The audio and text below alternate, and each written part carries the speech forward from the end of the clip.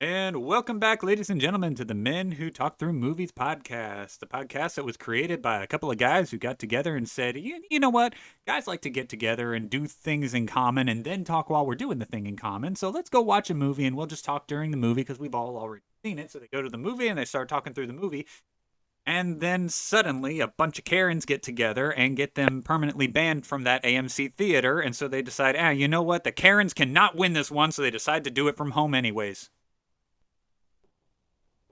He's not wrong. So, the movie that we're watching today is The Dark Knight. I'm here with Jeb and Jonathan. We'll do more formal introductions in a moment, but quick instructions first. The best way to watch this podcast is to watch along with us. So pull up the movie. Right now, it is on HBO Max, and if it is currently available anywhere else, I do not know. I do not care because HBO Max is king. So pull it up and put it on the 0-second mark. And in just a moment, I will give you the signal to start the movie. Are we ready, boys? Yeah, ready. I think. All right. In 5. Hypothetically, 4, what if I'm not ready? 3, 2. Hey, but I'm not ready. Play. Oh. Yeah. Okay. Oh shoot, mine's loud. All right, so we got the fancy new Warner Brothers introduction now, and we are good to go. It's all blue. I missed the old Warner Brothers logo. Reminds me of a time when they weren't evil and corrupt. All right, so how you boys doing? Jeb, what's going on? Oh, I've already explained some of my frustrations with you. Yes, you have. I'm not going to go much into it because not the place. But other than the slight frustrations that I have that a lot of my friends know, yes. I'm doing pretty good. All right, what is Yeah. And today we are joined by John, who's decided that he doesn't want us to see his ugly mug. How you doing, buddy? I'm doing pretty good. I'm doing really good. Yeah, I was just, kind of getting camera shy, so I thought I was going to take away from the video camera. But, nah, dude, this is great. Thank you for having me on. Long-time listener of 2 episodes and big-time fan. Yeah. So, yeah, this is John's first time joining us today, and I don't know if you guys do this, but always in that intro sequence, I always try to guess the window. Never gotten it right.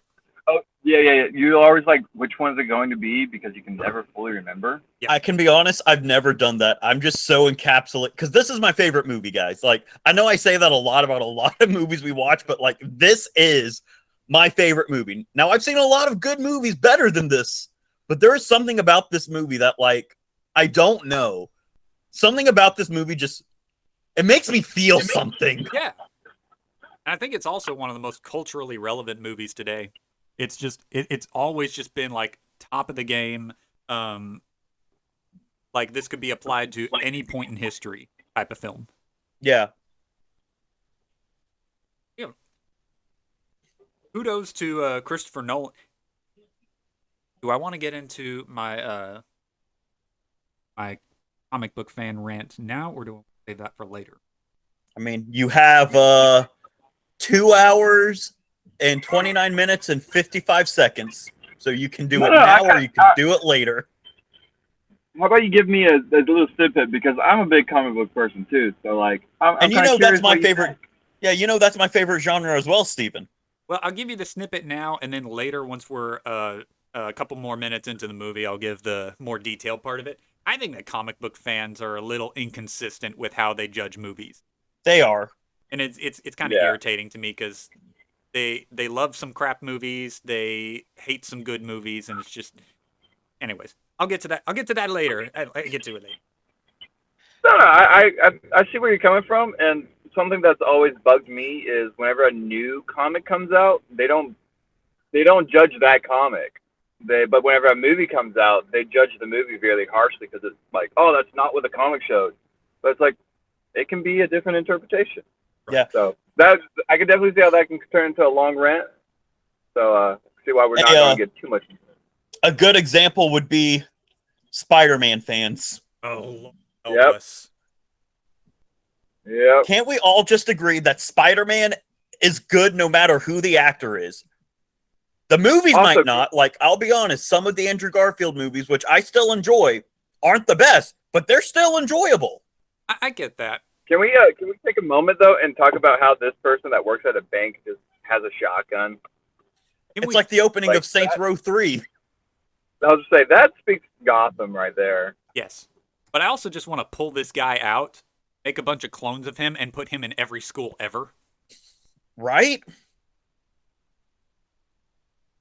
I just From your mom. For this. Sorry, the guy asked, where did I learn to count? Yeah. Oh. It was about to turn that where'd you learn to count from your mom joke into a very, very dirty thing. So I'm gonna Hey, keep it PG, man. Children might be listening. If kids are listening to this, I don't know where they got hold. I don't know what device they got a hold of. Maybe they're just on Spotify and they just typed randomly and the first letters they typed. Oh wait, I gotta type like socks from the new Lightyear movie. Gosh. Okay, I want to talk about that movie later in the podcast too. Not because it has any relevance. Yeah. I just want to be controversial for a minute. Because apparently that's a big talk. Heck it. I'm going to be controversial now. Lightyear, Steven. What?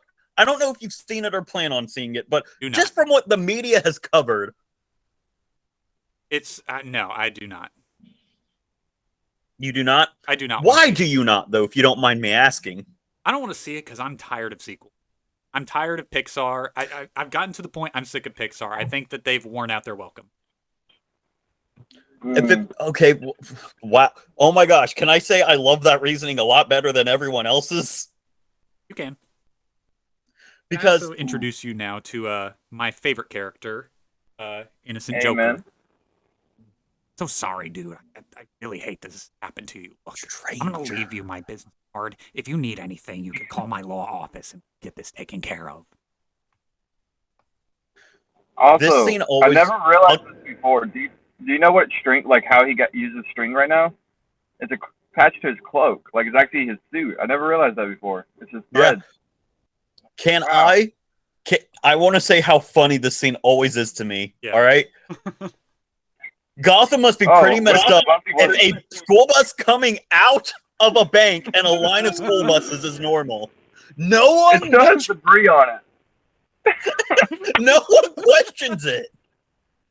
I mean, the Gotham in this series is based after Chicago, so it's not too far off from reality. Oh. Okay, so back to my controversialness. All I heard about Lightyear before seeing the movie yesterday. Before we get to that, Jonathan, if you haven't figured out at this point, you got to be pretty aggressive to get a word in if you haven't figured that part out yet. Oh, most definitely. I realize this. Yeah.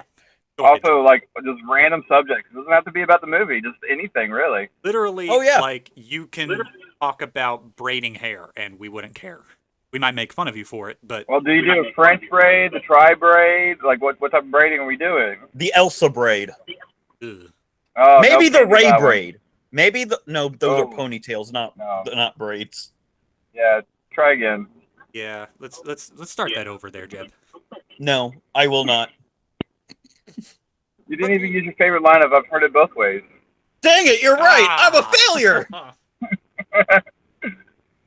So when is the sequel to the podcast coming out? Men Who Talk Through TV Shows. That's just gonna be like a little segment thingy, because we're not gonna. There's no way we're gonna do like a whole TV show series. No. Mainly because maybe I don't like have an episode the patience for TV shows. Me and Steven actually did talk about this. Like, me and Steven talked about doing that segment where we talk about a segment, or like have a segment of the podcast where we talk about an episode of something. Like, I really want to do a few episodes of Smallville, a few episodes of Daredevil.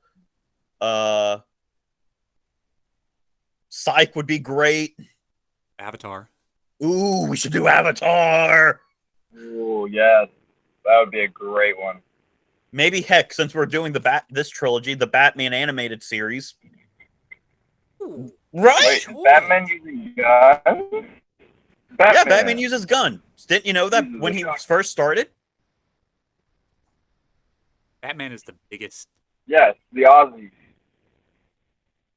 This is one of the things. Okay, Christopher Nolan's Batman is great and whatnot because, like Jeb and I have said about Dark Knight trilogy and the Man of Steel movie, it's the most. The Man of Steel movie. It's the most. You gonna finish that? You gonna finish that? I don't like you right now. I don't like you right now. But it's the most But it's realistic the most- interpretations of. You know what? I can Steven, mute it's him. you talking though. Oh my gosh! I can mute him. It's an echo. Mute him for everyone on the call. It is an echo. Yes, it's an echo from John's part. It's an echo from you. I thought he was. Wait, are you echoing in me? I'm sorry. Is it really an echo? How about now? Hello? Now we're good. So what was happening, my John, was he thought you were mimicking him. And then I realized that doesn't sound like John, though. It was an echo from your, I guess, car or phone echoing. Oh, no, I'm just that good at mimicking. Like, it's that great. He's good at impressions. Very good at impressions. Oh my god. I'm just. Did we get it fixed though? Yeah, it's good now. Okay. Oh, that was something. Okay, so as you were Well, saying, that's so weird Steven. because like I don't remember at this Oh, point. It's okay, not so what were nearly you as important saying, as what just John? happened. What were you saying, John? but like we were on call for a good 30 minutes before we even started this. So I'm surprised that we didn't pick up on the echo. Yeah, that was weird. I'm not wearing hockey pads. Ah, yes, the most quoted joke from this movie. Okay, so you were saying something, Steven, about you like the Man of Steel movie, you like this movie, Christian Bale, because I'm assuming you were going to say more realistic? Yeah, it's the most realistic version of these superheroes and comic books that we've ever had. Like this is what it would probably look like if Batman was a real person. Man of Steel is what it would look like if there was this super powerful being like Superman. Yep. Like that's what it would look like. The irritating thing for me is how many times Batman changed because of culture. Yeah. Like or Batman originally used a gun, and then the gun activists were like, "Oh, Batman's evil because he's using a gun," and they're like, "Take away the gun and not kill people." And then they bring Robin in, and they were like, "Oh, we know what Robin is. He's just Batman's little sex slave." And it's with like every woman on the planet. Yeah. That's so true, though. Like, well, also though, even look at Joker. I feel like he's changed with just throughout every representation. I know there's some comics that go into like why he's changed so much, but I think that's just time in of itself is a constant changing of what we love to fit the times of what it is. Yeah. Mm-hmm. Which I think speaking about that, I think that we did this, Jeb, when we did the first Batman movie with James. But like, Jonathan, what is your favorite Joker representation? Favorite Joker not representation. That's what I was looking for. So being actor, I guess, and yes, voice actors count. Who's your favorite Joker?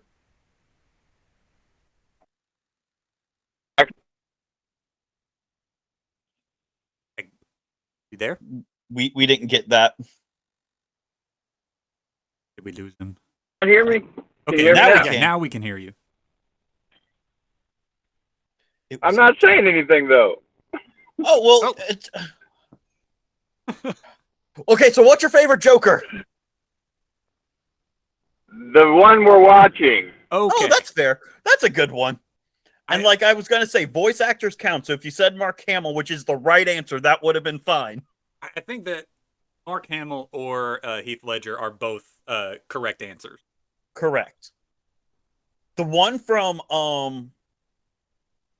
Under the Red Hood was really good too. I forget who the voice actor is for that one, but I thought he was really good. I feel like he grew on me near the end of the movie. I wasn't super fond of him at the beginning, like I didn't hate him, but by the end, I thought he was very good. Mm-hmm. Okay, sorry. Theme. There's a theme of the movie. Theme. Jeb Schaefer's going to talk about themes. Themes, people. Themes. All right, here we go. Hit the theme, Jeb. The whole theme of this movie is showing that Batman does have a limit. Like, he still overcomes that, like, just right there with... I should have talked about it as he was saying it, but I was distracted. But one of the themes is showing that how Bruce and Batman both have a limit, but this movie shows how they overcome that limit. Right. And how he has to rely on other people in order to overcome those limitations. Yes. So I will say one of my biggest complaints with this movie is sitting right there at the law office with nice golden brown hair. Oh, yeah, Rachel, I named can't Harvey stand Dent. her. Come on. You got to admit, she's way better in this movie than she was in the first one. Well, of course, they changed actresses. Oh. I do like this Rachel better than the other one. Yeah. But no, yes, as you're saving, Harvey Dent, John. Like, the actor does a phenomenal job, not saying anything like acting wise, but I feel like this movie tried to split into two different areas, and I wish we had just gotten a decent Harvey Dent like introduction, and then a whole movie dedicated to the Two-Face identity. Spoilers for anyone watching: Harvey Dent is Two-Face. If you haven't noticed that, then you should get a life. I'm just saying it. See, that's the attitude that we need for this podcast. That's the attitude that we approach spoilers with. There you go. So yeah, it's one of those things. Like, whenever I first watched this movie, I was like, "Oh yeah, Two-Face, cool." And then the second time I watched it, I realized, man, there's not a lot of Two-Face in it. Like, that is a full-on psychological development, mental state of watching someone break down. That would be an awesome. Like, going back to you said with the limit of people, that would be a cool thing to watch Batman's representation of where he failed and got back up again versus Two-Face's falling and not getting back up. They Like, do kind of do that, movie, I feel though. like, there. They do kind of do that. Yeah, though. but it feels super rushed. And then, I mean, with the Joker being the Joker, he just steals the show. Fair.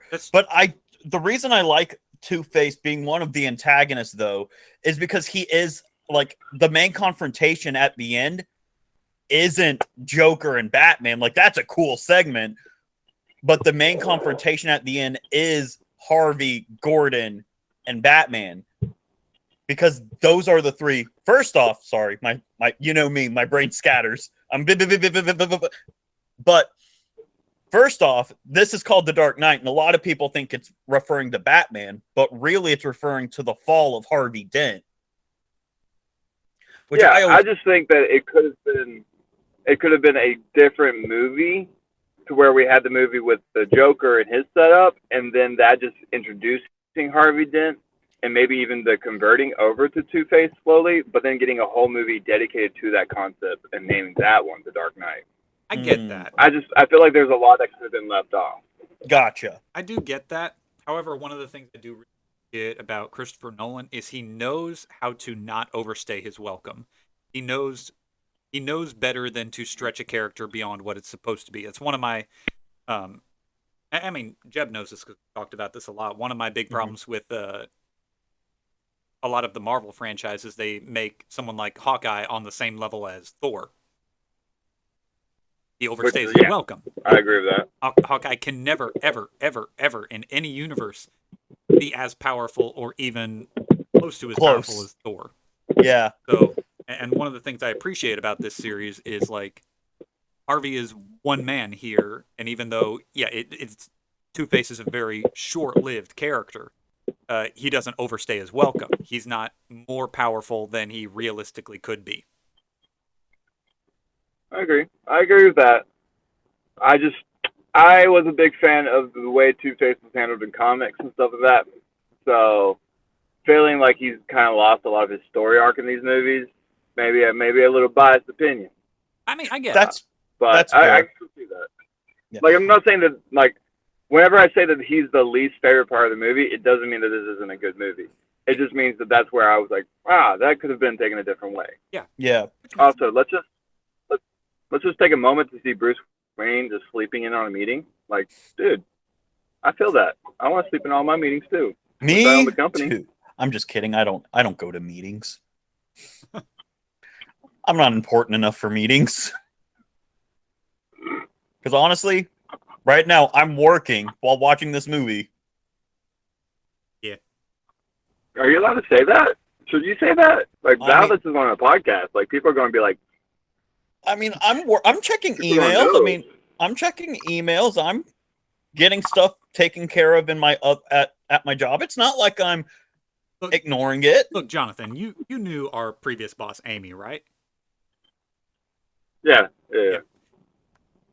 You realize, like, how often, like, Amy would goof off at her computer during, like, office hours? Like, it's either a job where you're, like, dying, drowning, or there's been nothing for 3 days. Fair. Yeah. So trust me, I can get away with this. What was the website? There was a website that she used to go on when she was bored. I think it was like Bored Panda or something like that. And yeah, that's where she would hang out whenever things were slow in the office. And so then one day she was like a couple Sorry of about minutes. Say what? John just screamed out of nowhere. I was going for the good old sound system. Oh, That's not what I want, Howard. Sorry about that. okay. Well, while John is blasting I out was his just making sure eardrums, that y'all have y'all's own, like, editing time today. editing time is like nothing, dude. Especially chop for off the ends. podcasts. Like this is like the lowest effort, highest reward project that Jeb Now and I I lost have you on ever volume. done. That's great. But there was one day that Amy was a little bit late to her class one day, and she walked in to her students and says, "Sorry, I'm a little bit late, guys." And then one of her students was like, "You were on board Panda, weren't you?" It's like, "Yes, I was on board Panda."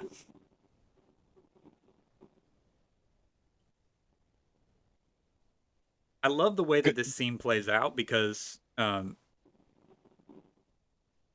everything that Harvey is saying is like 100% true of Bruce. Like he is tired. He has been doing this a while, and even though it's not like he's been doing it for like decades, like some of the comics. Even just doing it 1 year, 2 years, that's a lot. Mm-hmm. And I have to talk about the meme. You either die here or live long enough to see yourself become the villain. Yep. We've seen that with Batman actors becoming villains in movies. Most recently, Christian Bale himself is going to be Gore the God Butcher and the new Thor Love and Thunder movie, which I've heard is the best Marvel villain so far. And that's saying something because Thanos in Infinity War was so good. Well written, at least. Better written than some other Wait. things. What did you just say? Jeb, say that again for me real quick. That Gore the God Thanos. No. That Thanos was the best written villain in Marvel? Yeah, I thought so. Wow. I don't know. Think about it. And Infinity War. I'm not talking about Endgame Thanos. I'm talking about Infinity War. About Infinity. I'll admit he's better than most of the. But have to think about. I would have to think about it for a minute. John, who do you think is the well-written villain? I will say Killmonger's another good one. Ultron. But I didn't really like that movie, though. Like, I liked the voice actor for Ultron, but I didn't really like Ultron himself as a villain. Really? No, I liked Ultron as a villain. I will say that movie probably still could have a lot more better writing in other areas, but I feel like the villain concept was really good.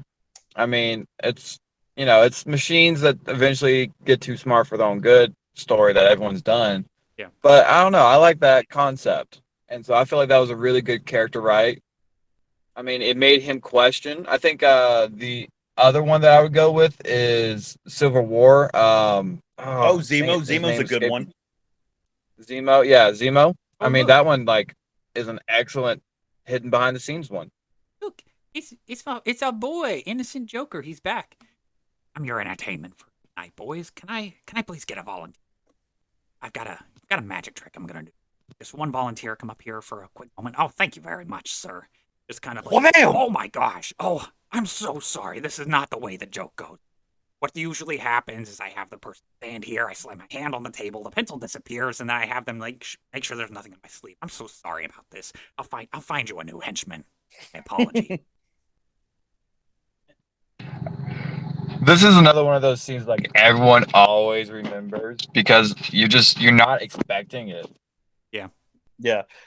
To the point where one of my best friend's mom, she could not watch this movie because she worked with kids who may or may not have possibly tried this. Really? Yeah. Miss Shannon would not watch this movie because she hated this part because she worked with kids who would do that, who would do that. And I was like, you know what, Miss Shannon, that's fair. I can't blame you for that. Yeah. When you've Yeah, no.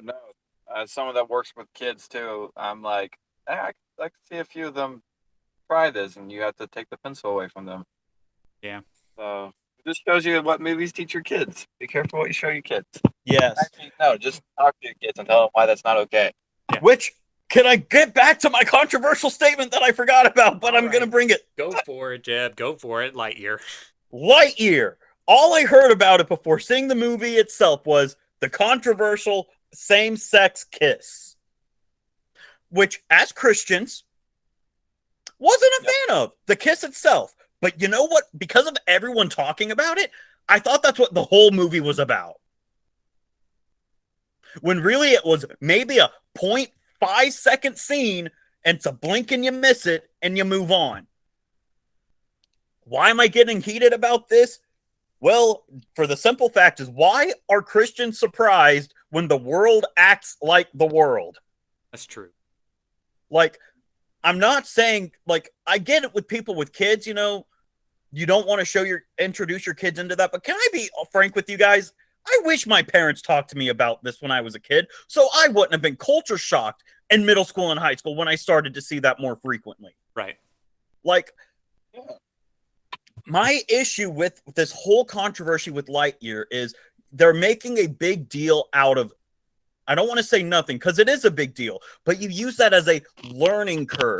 You use that as a, you know, this is something the world thinks is right. As Christians, though, we don't think this is right, but we don't need to shun them. And again, I also get it. The only reason Disney did that was the whole "Don't Say Gay" bill, which, again, doesn't say gay in the bill. It's just don't teach your kids from K through third graders, which, you know what? That makes sense. Yeah.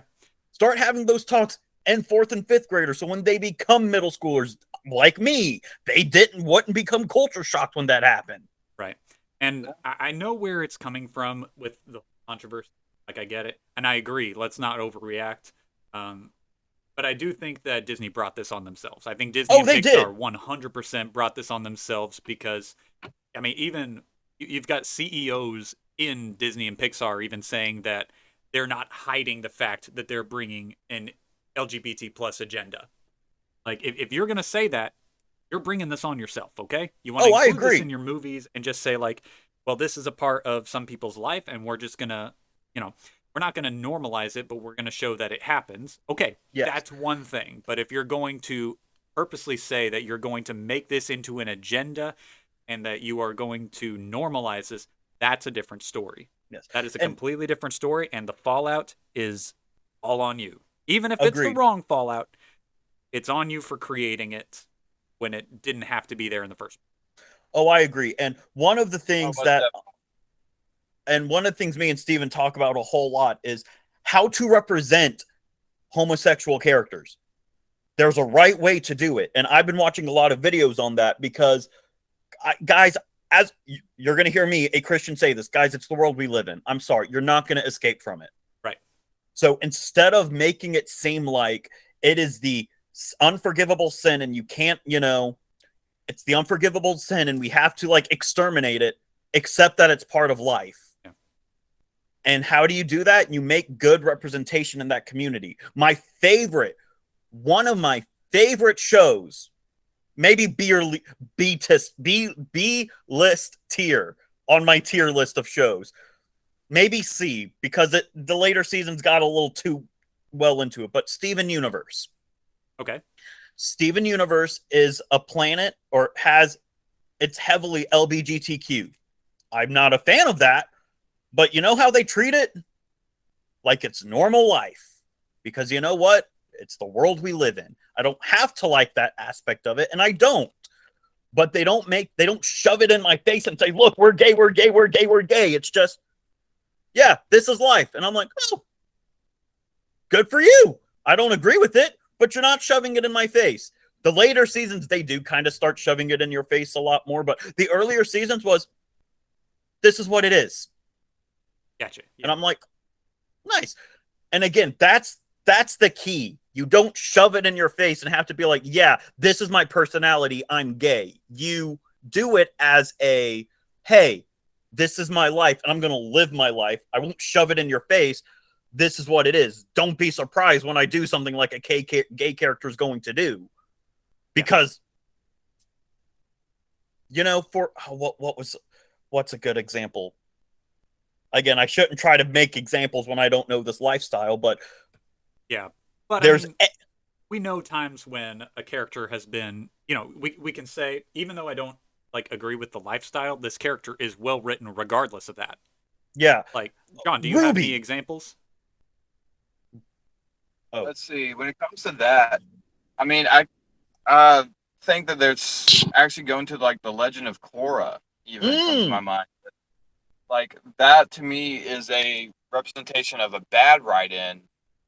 And I know I'll probably get a lot of flack from it, but at the same time, I feel like I don't have a problem with that character being that way. I just wish it was more of a shown versus just an abrupt change, it felt like. Yeah, there's actually another cartoon TV show that I recently got into. It's Owl. I forgot the name of it now. Owl House. The Owl House. Yeah, and I was like, I'm a big fan of it. I watched season 1. It was one of those cartoons that made me stay up till 2 a.m. in the morning watching. I'm like, dude, I haven't had that experience in a while. And the characters in it, at first was like the good old bully and the new person complex that you see in every cartoon. And I was like, oh, that's an awesome cartoon. And then all of a sudden, it just felt like it changed to, oh, the bully was only bullying her because she liked her and didn't know how to express her feelings. But I'm like, no, you could have handled it so much better. And now in season 2, they have, in my opinion. They've actually done it in a way that it doesn't feel like the story now revolves around them being that way. At the same time, it is just their lifestyle. And so when it comes to that, I think a lot of times we, as even Christians, or just at that mindset of the way that we used to watch media, is expecting it to be a certain way. And so whenever it feels like we're just getting vomited out that, oh, this is them, that they're gay, that's their characteristics, it's like, no, we know writing to be better than that. It's not saying that we don't want the characters to be gay. We're saying that we just want a well-written character. Exactly. Yeah. So it's one of those things. I'm on the side of it where it's like, I'm okay seeing a gay character in theaters. I understand that is going to be life. It is. I mean, even as Christians, we're not called to judge them. We're not called to abandon them. We're called to love them just like they were any other person, and I'm going to. But whenever you miswrite a character and you make that be their focal point, then no, I'm not going to enjoy that character, because that's not what I want to watch. I want to watch the character growth, experience, and then them just having that as an added either benefit, or even in some movies, like being gay is a downside. And I'm okay with that. I like watching those movies when someone's a gay character and they're having to overcome that. Like, that's an overcoming story. Everyone loves a good, underdog. So there is a good way to write those characters. It's just when they don't, it feels kind of like I think the best way to describe it is the peacock effect. Whenever like they're being flashy, and that they're just being flashy, but there's no actual solid material behind it. Yeah. So sometimes I feel like being a gay character is like that peacock effect of, oh, that's all we have to do is make them gay, and that fixes everything. Like, no, write a good character. Right. I think that my favorite character that identifies as LGBT plus is David from Schitt's Creek. Have you guys seen Schitt's Creek? Mm-mm. I hear it's funny though. Oh, dude, it's so funny. I haven't, but I've heard so many things about it.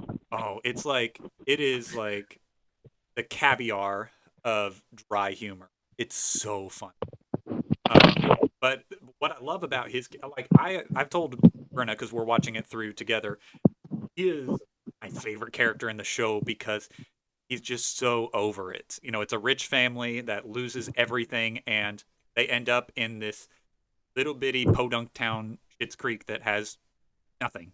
They have so much nothing, and they are these formerly super rich people that have to live as people who have nothing. And he's both the character that's like most over everything that's happening. He's like, okay, I guess we can do it that way. Yeah. But he's also just like, I don't know. He's a well written character, and even if it wasn't, if you didn't identify as he identifies as pansexual in the series, if he didn't identify as it, he'd still be hilarious. He identifies as it, and it's a smaller part of his character, but it's not the entirety of who he is. That's a well written character. My favorite. I told you a story I like that's involved heavily around that. Yeah. But my favorite character or characters come from The Last of Us. I love Ellie. Ellie is good. Ellie is a well-written character who, when I saw the DLC and found out she was a lesbian, that took me off guard. But growing up, can't say growing up, I played the game in college, but growing with the character, you know, it's done well. And a character from The Last of Us Part 2, I got to be careful how I say this now. It's a transgender character, it's a transgender character whose name is Lev. And again, like we said, it wasn't shoved into our face. It was like normal life. And when we find out, we find out Lev is a transgender, the character you play as is like, you want to talk about it? Yep. Lev says no. They go on with the story. Yeah, they don't make it a big deal. And I'm like, you know what? Again, don't agree with the lifestyle, but hey, you handled that well. I'm impressed. Now, they kept giving Lev trauma for trauma's sake for the story, and I was like, all right, now you're doing the character dirty. But when they handled that part of the story, I was very well surprised, and they just moved on from it. Yeah. I'm also kind of shocked that they were able to find enough hormone treatments to keep this going. Moving on. Oh yeah, China, the whole China segment, the part of the movie where I completely was confused when I first saw it, because I was like, what does this have to do with the overarching plot? Yeah, but it fits really well. Like, I will say, watching this movie again, I'm like, why am I seeing this part? But I know it has something to do with money, and he's like technically the one that holds all the money for all the things in Gotham. Yep. So he's trying to get information. But I'm just like, couldn't we do this Gotham with a different person? Yeah. Yeah. But it's because Batman has no jurisdiction. Batman has no jurisdiction. Hey, do you know? Hey, John, do you know what your audio is doing? Because it's bouncing in and out on us. No, I can't say that I do off the top of my head. Okay. Let me see if I can mess around with some settings real quick and see what I can get done for y'all. Okay. If I go silent for a little bit, you know why. All right, that's okay. Fine. So, while John's fixing that, the last time I watched this movie, life changed. Yeah. Not just for me, but also for John. Oh, really? Yeah. So, me and Lindsay were watching these movies to get ready for The Batman, which this movie's so much better than The Batman, I'm just going to say it. It's a good I think The Batman's a good movie, but this movie is way better. I agree with the second part of that statement. I was not impressed with The Batman.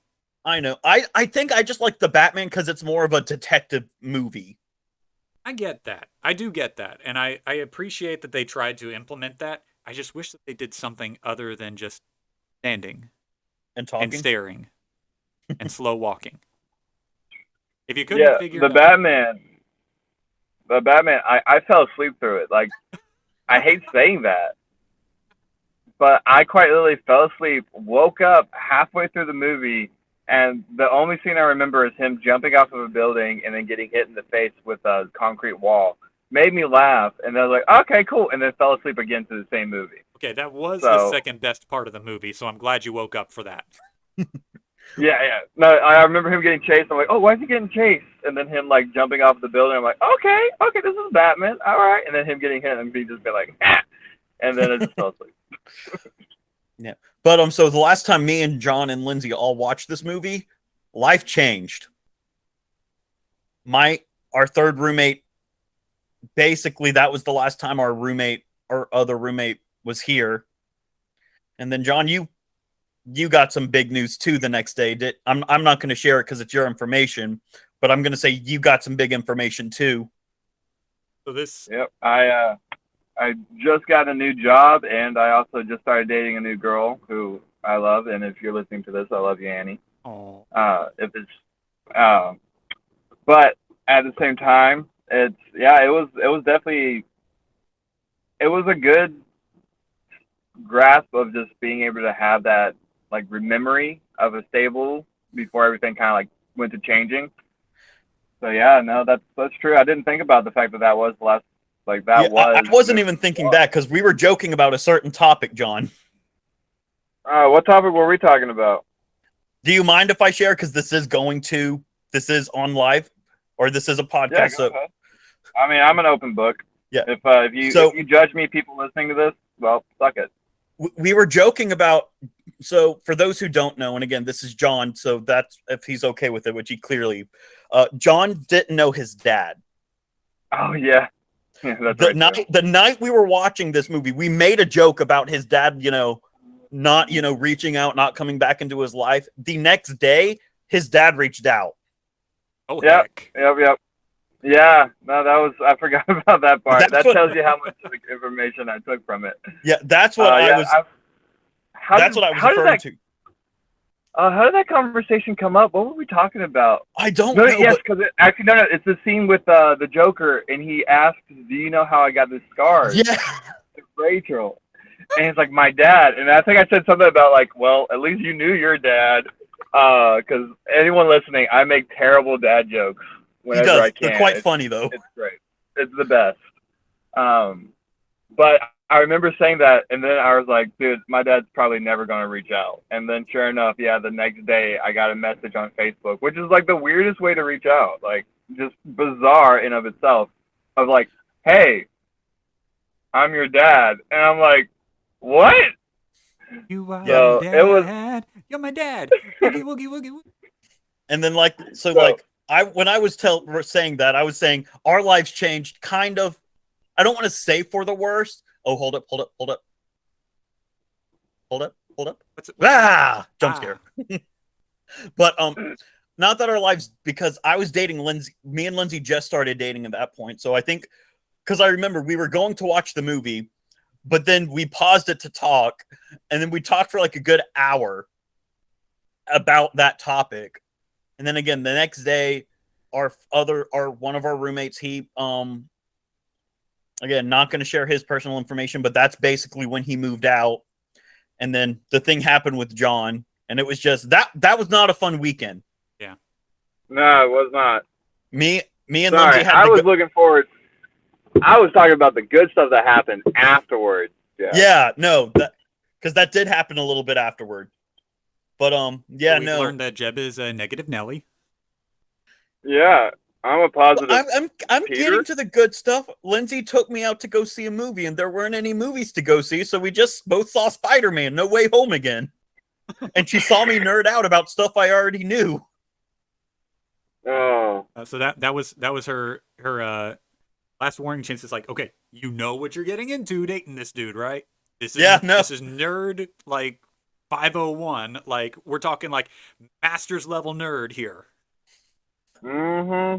She makes this joke because she loves The Big Bang Theory, and she's like, "Great, I'm Penny, and I'm dating Leonard." And I'm like, out of the Big Bang Theory cast, I would rather be Leonard. That is so true. Would you be Leonard though? Would you be Leonard? I definitely wouldn't be Howard. Yeah, you wouldn't be Howard. I wouldn't be Raj or Sheldon. I don't know. You might be the comic book store owner. Oh no! Hey, he dates Penny too. He dates Penny too. Yeah, but Leonard's the He one who just doesn't gets end with up. Penny. Ends Yeah, up with that's her. true. That's fair. Uh.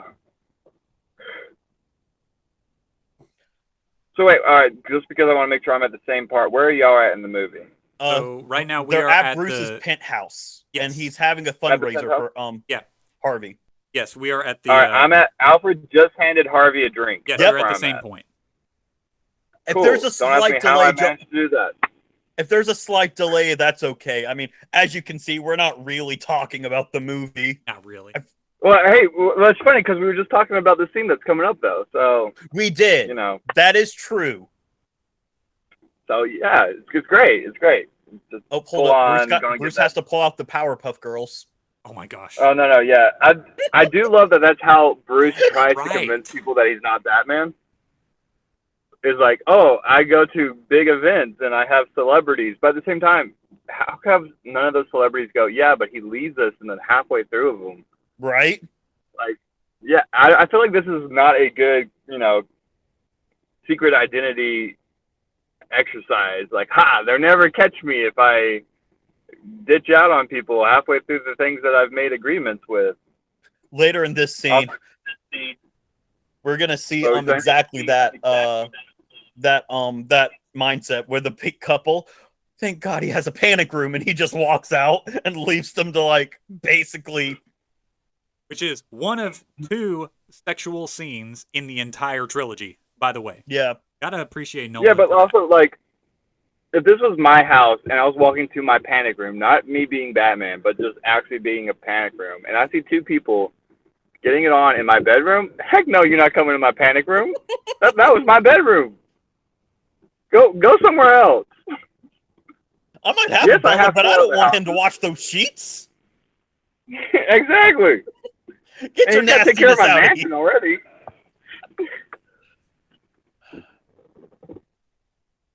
Ooh. And here we see Bruce lying to himself, saying that the day is coming. But like I think Rachel picks up on it that it's not that.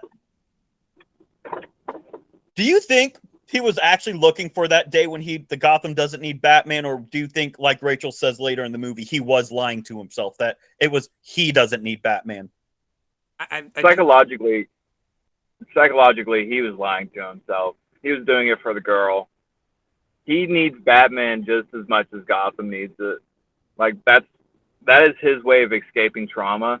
Yeah, That's why I love the comics. Well, not comics, but like the comics that make fun of things, the drawings and skits, and it has like Superman with a rock being his weakness, and then it just shows Batman with a letter from his parents. It's like how to stop Batman. Just write a letter to him from his parents. But that is in of itself the truth about Batman is he is his own worst enemy. Yep. He's only putting on the mask and all that to hide the emotions that he's still not been able to battle. That's true. I think that's why his acts like I'm a big fan of Harley Quinn whenever she finally gets out of the Joker's thumb because she kind of goes back to her like psychology doctor ways, and that is the biggest weakness to Batman. So I think whenever he says that, he very much is lying to himself, trying to get over a sense of need that he hasn't realized that he's fallen into. Right. And I get why he's trying to latch on to Rachel. She's his last semblance of normalcy. Yeah. I mean, Yeah. and we see not only in this movie, but in Dark Knight Rises, like she's the big emotional holdup. Yep, he's still holding on to her, thinking that there was a chance, even though Alfred burned a letter that's saying, "Yeah, no, there is no chance. I'm marrying Harvey." Yeah. Now let's talk about the fact that Alfred is the real hero in all these movies. I love this Alfred. There is not a better Alfred there's never been a better Alfred. No. I can agree with that, but I think a very close second is the one from the recent DC universe. I like him. And I love how much he fanboys over Super. Fair. Just tell me it's not Wayne gets choked out by him. Yeah. No, I think another comic that I loved reading was whenever they made Alfred the bad guy, and he was actually like the hidden leader dash mastermind of all of Gotham's like big bads, and he was just doing it just so that way Bruce would have somebody to vent his frustrations on. Dang. So It's like yeah, pulling musical Batman. there's some really good like people that just think of other things and write them up. Like I love reading those. Some of my favorite Batman villain is the Batman that laughs, and that whole dark Gotham like series, because they do a bunch of dark Batmans, and one of them is he loses Alfred. Like I think I forget which villain kills off Alfred, but that was his like Batman's last straw. And so Batman makes an AI version of Alfred that kind of turns into an Ultron type mindset, and then it actually infuses with Bruce and corrupts his own line of thinking, and then he goes into like this full-on killing mode.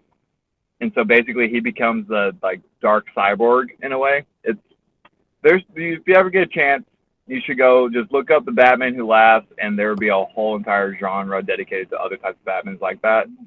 Highly good read, very good. Like just wow, that's a interesting concept, because the thing I like about Batman comics is it's more moral questions than it is strength versus brute or anything like that. It's always like the bad guys have a line of thinking that can sometimes borderline that question of, oh, wow, yeah, I never thought about it that way.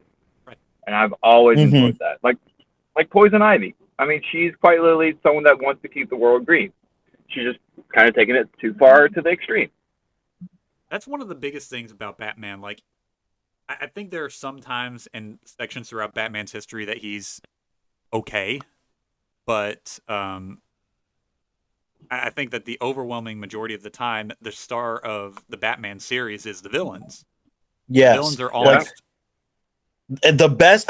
I've heard people talk about this, and sorry to interrupt, Stephen, but one of the best episodes of Batman the Animated Series is the one where all the villains are together playing poker, talking about how they almost got Batman. And I hear that is the best episode ever. Because it's just the villains. Like, sure, Batman's in it because they're talking about how they almost got Batman, but it's focused on his rogues gallery.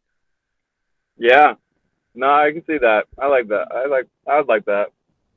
okay. So Also, one of my favorite episodes of the old Justice League was the episode where Batman talked about how he would take down the Justice League. Yeah, I think because I liked it because it showed his mindset a little bit better, but that's a hard thing to show, is the thinking behind a character, and how like Batman's playing like 17 moves ahead in chess at all times. he's playing 5D chess. 5D chess. Got 2D chess, which is the normal chess. Got 3D chess, where he's throwing chess pieces underneath the chair of his opponent so that when they stand up, they slip and fall. The 4D chess is an online move where he's emptying out their bank accounts, and then the 5D, he's like, oh, by the way, I'm Batman. Yeah. Then he just punches him. That moment right there always has bothered me, because it's just it's a continuity thing that just bugs me, even though it's such a minor deal. He misses the window. Yeah. Does he really? Yeah, he does. He's like shooting it like just barely behind his head, but it goes straight backwards and hits the window. That's awesome. One heck of a curving bullet. And they're both dead. I don't care if you're wearing a bat armor, bat suit. You're dead. There are a couple of points that they should have died. Like earlier on when he's escaping with Zhao and they get hooked on the plane, instant spine snap. Yep.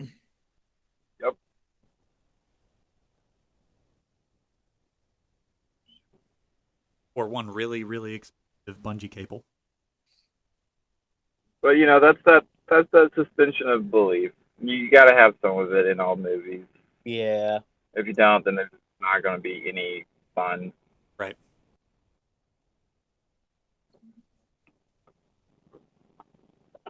What exciting things do you guys have planned for later in the year that you're excited to share about? Oh, thank you. I do have one. Thank you guys for asking. So I'm actually going to see. Oh, you're welcome. I didn't ask, Steven. I don't care. Yeah, but Jeb, you suck. Oh, So- well, that's so true. the,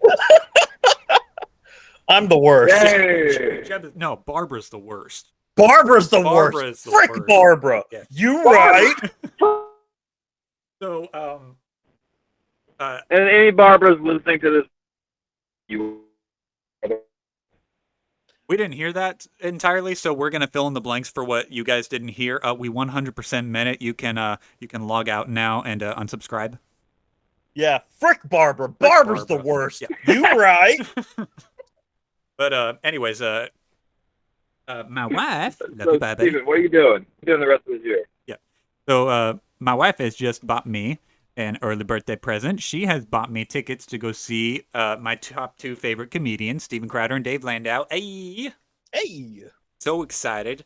You guys ever? Oh, I'm so pumped about it, dude. Like, Dave Landau is like so funny. Like he did this one series about his childhood when he's in high school, and he telling the story about how he had this one teacher that he harassed so much. So he comes in and he's a little early, which is surprising for him. And the teacher's not there yet, and there's, a whiteboard. And so, of course, what is he going to do? He's going to get up and draw a penis on the board. So he draws a penis on the board, and then the teacher comes in, looks at it, and goes, and then erases it, and just moves on. Well, the next day, he shows up early again, still rare for him, and of course the teacher isn't there, so got to draw another penis on the board. And so this continues on and on because now he's got motivation to show up to class on time, and he starts to get really creative with it. He gets permanent markers, and he starts drawing it like on the door handles and hides it on different places of the desk. And after a while, there's one day she comes in, and there is no penises drawn on anything. So she's little sigh of relief for a minute. So she pulls down the projector screen, and what do you see? Written in permanent marker on the projector screen is this giant penis. And she just finally breaks down. She goes, "Okay, which one of you is it? Who is it? Who's doing this? Who is the penis master?" She's just screaming, "Who is the penis master? Who is it?" And he's finally like, "Oh gosh, this is bad." So he's just like, it's me. I did it." And she just goes, "All hail the penis master!" And so she drags his butt, middle of class, drags his butt to the principal's office and says, "Tell the principal who you are." He's like, I'm the penis master. So he gets suspended and whatnot, and he extends his suspension because when he's given the suspension letter to give to his parents to sign off on and whatnot, he brings it back to the principal, and of course there's penis on it. So he gets suspended a little bit longer. When he finally comes back to school, he finds out that the teacher's gone and it's somebody else, and he just leans over to his friend. He's like, "Where did she go?" He's like, "Dave, you drove her crazy. Like, she's gone. She's in a mental institution." Because there were so many penises that she swore that you didn't work alone. So she just went around questioning students about who the other people were. That's awesome. Paranoia. Yeah. I've also got another comedian that I'm wearing right now. You guys know the Impractical Jokers, right? Yes, my sister loves them. Love They are pretty funny. my favorite TV show. Well, I've got a T-shirt of one of them who does a stand-up bit, Sal Volcano. But I've got a T-shirt with his face on it, and he just made these recently. It's his face, and then underneath are the words Nicolas Cage. Nicolas Cage. Oh my gosh. There's no context behind it. There's nowhere that it came from. He just decided, I'm gonna pick on my boy Nick. I'm gonna make a T-shirt that says Nicolas Cage, and it's just gonna be my face. That's awesome. He's sold out nearly every show. Oh wow. That's it. You guys can commence talking. Well, no, I don't want to now. Don't How are we supposed to live up to that? Like my life this year, I was planning on, going to see family, enjoying holidays and stuff, but now I'm just gonna be like, dang, I'm never gonna live up to that. It's gonna plague your dreams forever now. Yeah, I mean, like, what? I don't have anything that special and important going on in life, or do I? What can I say? Not all of us are privileged enough to have a Sal Vulcano Nicolas Cage shirt. You're so right. You are so right. Actually, I think me and Jeb are maybe going somewhere tomorrow morning, and that might be a big step for Jeb's life later on in the year. It will. I've actually been looking for something to help my life make a big step. I didn't know. Yes, you did. Yeah. Yes, you did. I did? I did. Or you did. Should know this then. You should. Why can I not think about it? I think Beyonce sung about it in a song. Oh, never mind. Just Yeah, okay, never mind. I got it. I got you. I like how we're playing the dance around game. Like, what can we say that was a good hint, but not giving it away? It took me a minute. Some days I'm a little slow. All days. Hey, understandable. Hey. But What? hey, that's me every Right, morning. but you don't have to say it out loud. Hey, I am a slave to the truth. I have to admit it when it happens. Still thinks that the Batman is a slave to the truth. It is a good. I'm not saying it's my favorite movie, but like I enjoyed watching it in theaters. Maybe Though that that's I what it had was. my I didn't watch girlfriend it. with me, and that might have helped, but I enjoyed the movie. I didn't watch it in theaters, so maybe that's what it was. Maybe it was a theater movie. Probably would have kept me awake.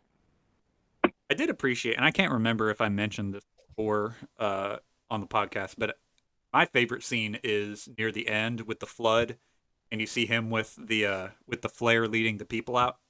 Yes, I felt like that is a was really the most good well moment. done scene, probably in most Batman movies. But I didn't, even though I didn't think that the movie held up as a whole, I did really love that scene, and I'm glad that scene made it into the movie. Yeah. What I like about the director of the Batman is he will not make a movie unless he feels like there is a story to be told. I appreciate that. That's it. So, Matt Reeves, his most recent works that you might know him for is the recent Planet of the Apes trilogies that came out in like I think 2010, 2012. Okay, I still haven't seen them. I need to. Those are so good. I liked them, but what do I know? Apparently, I don't have good taste in movies since I think the Cloverfield guy. Yes, Cloverfield. Oh, yeah, I love the Cloverfield series. Or he at least made the original. I don't know if he made any of the others. He did the second one as well. Hey, look, guys, it's the Joker without makeup. Oh, yeah. Love that they included that there. Yeah. Yeah. And it's really interesting as well, like, how intricate his plans are. It shows you the deep corruption in Gotham. Yeah. Yep.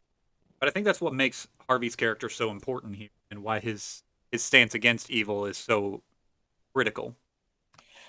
That's we'll why get- he can't fail. Yeah. And we'll get to that in a minute when it's just Harvey and Schiff alone. But yeah, we'll circle back to that because heck, I could just talk about it now. Yeah, I mean, it's coming to that point. Yeah. I mean, when Yeah. the two of these guys are alone in the alley, and then Batman stops him from doing something in regret. That's a really important point for the relationship between Bruce and Harvey. Yeah. Bruce will not allow him to do something that will ruin all of the progress that he's created. Yeah, and I love that. Because again, that goes back to the title. Well, The Dark not the Knight? title. Well, not quite the title. Sorry, I misspoke. But that goes back to well, yes, it kind of does, because Harvey is supposedly this white knight who is to save Gotham. Like he told Rachel at the fundraiser, he did all of like he took down the entire mob in broad daylight where Batman never could. Right. But which is why Harvey needed to be such a beacon of hope. Yep. And that's, I don't think anybody in the series like denies that Batman was necessary, but he was only necessary when there was no alternative. Right. And when the alternative became Yeah. available, Batman could disappear and things could be peaceful. Yep. And that's what I appreciate about this. Like, these extreme measures are not supposed to be permanent. They're supposed to be temporary, and then they disappear. Mm-hmm. And as we will see in the next movie too, like even after Bruce's work is done, he still makes sure that in case Batman is ever necessary again, he has someone who can keep that mission going. Yeah. Which personally I thought was a little clunky. I've mentioned before, maybe not on the podcast, but I've mentioned before that that Rises is probably my least favorite of the trilogy. Which is fair. Yeah. I mean, it's really not a bad movie. It's really not. It's well written. It's still as relevant as the other two movies. It is just so slow. As someone who loves the trilogy as a whole, all three movies, it's a slow movie. Yeah. And it's like you couldn't cut anything out of the movie either. Yeah. By the way, this is the most bad A scene for Batman ever. I love it so much. This won't kill me. I'm counting on it. Literally, just dare me to drop you. I've actually not done this in a long time. Please just dare me to drop you.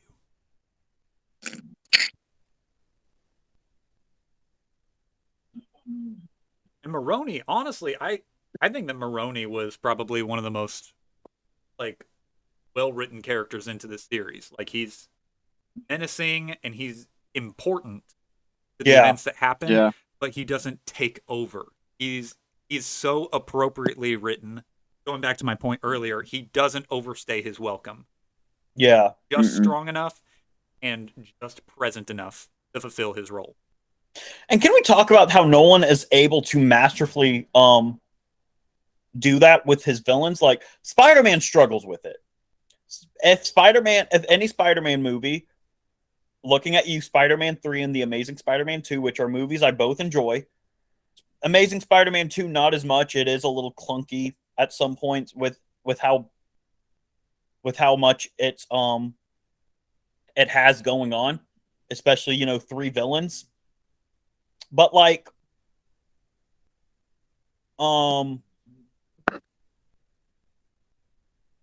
each of those movies, the part that makes those I feel like a clunky mess is the 3 villains.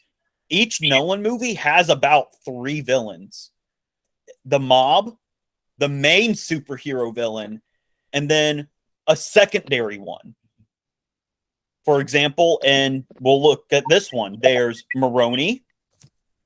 There's the Joker is the main antagonist, and then Harvey Dent Two-Face when he is the secondary villain. The first one you had Falcone, Ra's al Ghul as the main antagonist, but then you had Scarecrow. That's true. They do kind of come in. And then the next one has Bane. That's fair. There's no mob person, but there's an evil, corrupt businessman who's trying to take over Wayne Enterprises. Right. And then Talia. Thank you, Talia. The mastermind behind it all, which I'm counting her as the secondary one. He's also always got a sidekick. Yep. Batman always has a sidekick, and I forget what Robin's name is in Rises. Mm-hmm. because he's only Robin for like 10 seconds in the movie. Yeah, Um, I think it's John Blake yeah, or Blake John, right. something like that. He's kind of a sidekick, but it's more Catwoman in Rises. That's his Right. sidekick.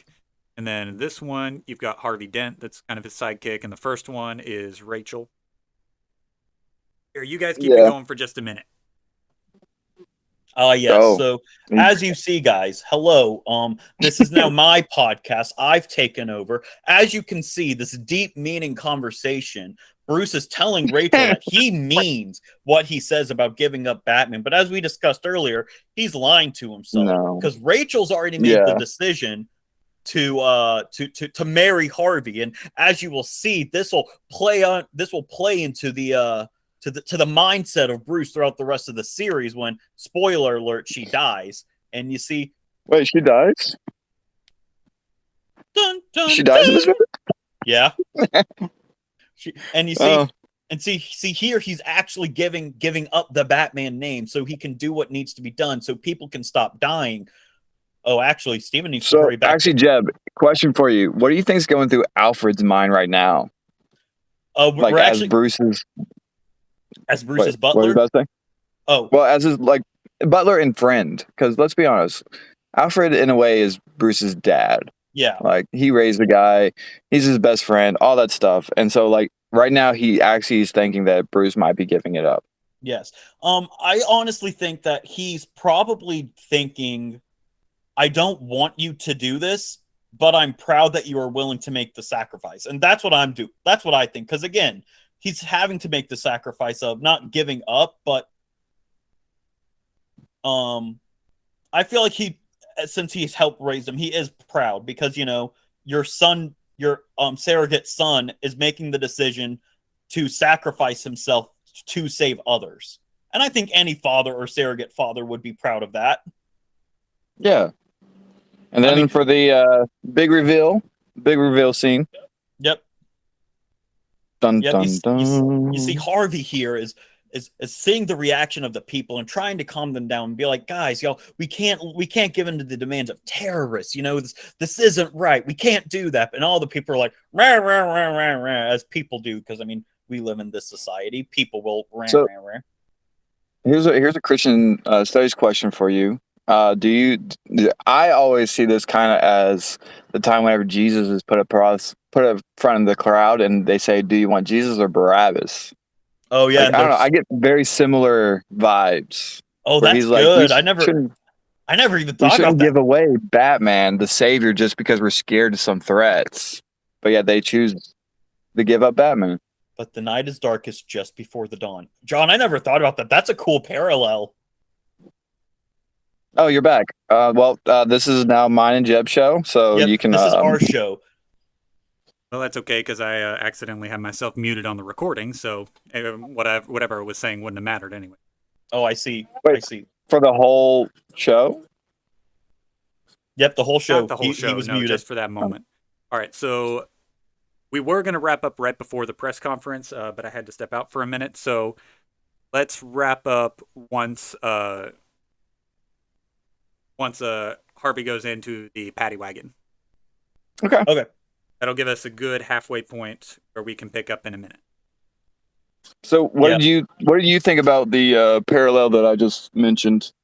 I think it's a very interesting parallel, and honestly, that scene, I didn't make that parallel before, but I think it's a really interesting one. I honestly think about things like how we react when things like school shootings or bombings or things like that happen, because we react very emotionally to them because they're very emotional things. Nobody likes to see kids killed. And so we have this visceral reaction where we're like, well, we've got to do something. We've got to change something. We've got to make it fixed right now. But the problem is not every solution actually works. And so when we go stretching and reaching out for a solution, sometimes we end up grabbing onto something that doesn't actually last. Here they want the Batman's head. That's not going to solve the problem. The problem is the Joker is a psychopathic maniac who's going to, as we see, he's going to continue to do things regardless of what Batman does. Yes. Yeah. Because what people need to understand is that they can't. Psychos will do psychotic things. Yep. Joker here in question. He is going to keep doing psychotic things by trying to kill the Batman, blow up the police car. Yes, he said he would stop, but why would he stop? You know, because he's proven exactly what he wanted, and that's take control of the city. That's right. Having the people react the way they did, and by letting Batman turn himself in, he's proven that I have control over you now. That's right. All right. And so he's going to use that control. We're going to go ahead and have to wrap it up here so that we can come back later. Yeah. But John, thank you for joining us. No, thank y'all for having me. Next time, hopefully, I'll be at my rig and maybe a little bit better audio if y'all would have me back. That is, Absolutely. Of course. Absolutely. We'd love to have probably you back. said too many controversial things to have me back here. And to anybody listening that thinks that, well, you can suck it still. Okay. Suck it. All right, boys. We'll see y'all later. And for everybody else, stay tuned in because we're going to transition right from where we are into where Caspian is going to join us. All right. Say bye for the moment. Bye. Okay. Helicopter. Sorry. Suspenseful theme plays according to my subtitles. Oh, I love it. I love it so much. All right. Get ready, and I'll count us in on the audio. There is no instance more memeable in this movie than that sequence where the cop knocks on the door of the truck and Joker just pops out with a shotgun. Yeah. Just like, oh, okay. All right. Well, welcome back, friends. Those of you in the audience, you didn't go anywhere, but as you can see, we've already started talking a little bit because, us boys, we don't shut up. Caspian is back again. Hello. And Caspian has been pretty regular recently. He was here for, he made his debut in Man in the Movies and then jumped in for the Yeah. Yeah, the Prince of Egypt, which I was about to say, at the moment of recording, is premiering on YouTube as we speak. that is true. Yeah, it is. That is I very, already went ahead very and true. liked it. All right. Yeah, basically, you're not going to get rid of me, is what we're saying. Or me, but that was already a staple. Yep. We figured so much. I also find it funny that Caspian, you're coming in right at like the most intense part of the movie. Yeah. SWAT truck plows into the river. This is my favorite chase scene of any movie. I'm sorry, I've never seen a chase scene as good as this. I think that No, it's amazing, yeah. for me, I think that the best chase scene comes down between either this or the chase scene in Bourne Supremacy. Oh, yeah, that's a good one. That's a good one. That is a too. really good one. After the first movie, the Bourne chase scenes are actually pretty good. Like the fourth one with what's his name? Hawkeye, Jeremy Renner. Yeah, Jeremy Renner. The fourth one with Jeremy Renner was a little too long, but it was still a good chase scene. Mm-hmm. It's just that first one was just so dull. My complaint with Jason Bourne, the fourth movie, the fourth one with Matt Damon. Yeah. Am I gonna hate you for this? Let's see. No, I didn't like that the chasing was the climactic thing. Like normally there's a nice climactic hand-to-hand fight and it's like awesome and epic, but I don't know, like having the chasing be the climactic thing is very to me. Oof. That poor dumpster truck. Yeah. I know he was working for Joker, love that but scene. Yeah, just there's I want to say so much about Heath Ledger in this movie. Again, he is my favorite Joker. Yeah. Or at least second favorite, because there's always Mark Hamill. No one can beat Mark Hamill. Voice-wise, I agree 100%. Mark Hamill nailed his impression of the Joker, like his interpretation of the Joker. It's that voice is so iconic. Oh, I will say Troy Baker came very, very close. Closest to anyone I've ever heard emulating Mark Hamill's Joker, because he was the voice of Joker in the Batman Origins video game, or Batman Arkham Origins video game. And he did a really... I love Troy Baker anyways, but his voice... Great. Yeah, it was very, very good. Unsurprisingly so, but he captured the voice really well. Better than a lot of voice actors I've seen. So That is true Troy- because some of them really fall short at a time.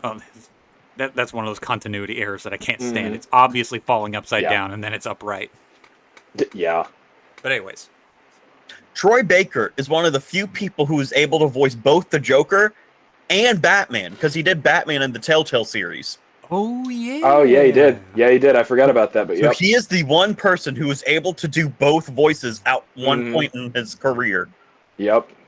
which just speaks volume of his voice acting. But I Oh, mean, yeah. it's Troy Baker. He's one of the most famous voice actors in video games that we know of. Yep.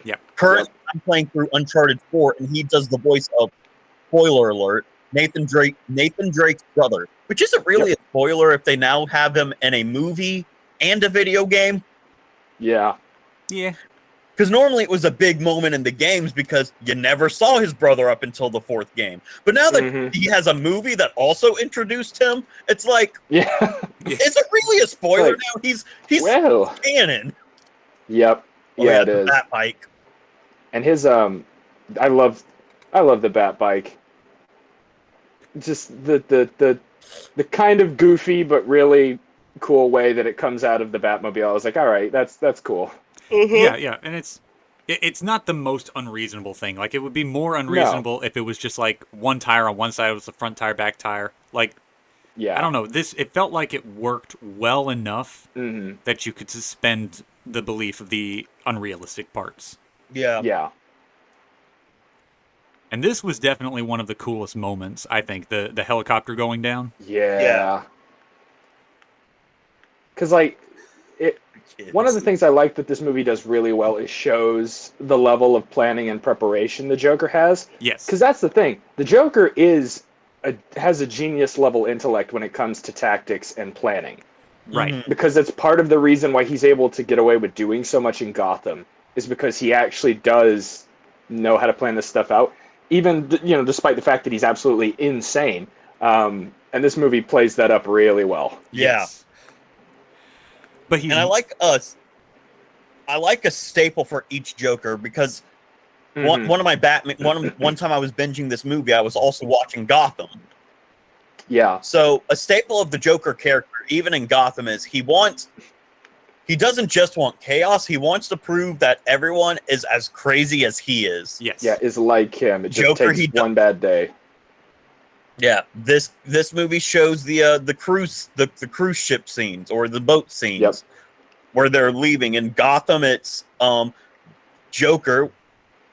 Yes, there is a Batman, but in this movie or Gotham, he turns off the whole lights and just basically everyone goes crazy, and it's really well done. Mhm. I hate that the character for Joker, it's the character named Jerome, and he's got to like come back from the dead because of it, but Yeah. I do like Jerome as the Joker character. I don't like that after Jerome dies a second time, it's his twin brother, Jeremiah, Yeah. and it's just like, okay, that's y'all just didn't want to replace the character or the actor. Yeah. I was like, this was just a way to have that same actor come back because everyone liked him too much. Yeah, but to be fair, he was really good. He was amazing. I Why did love they have to him. kill him off in season 2, bring him back in season 3, I then know. bring his brother back and twin brother in season 3 or 4, It was pushing one it? of those. Yeah. It was one of those instances where they kind of took the writing a little bit. And here's the thing: I love the series Gotham a lot. Well, I do too. But it's one of those instances when writing kind of took too many turns where they were like, what if this? Oh, and then what if this? Oh, but then what if this? I was like, stop trying to subvert our expectations. Just have the actor you cast to play the Joker Yeah. be the Joker. Yeah. It was the Ryan Johnson level of subverting expectations. Yeah.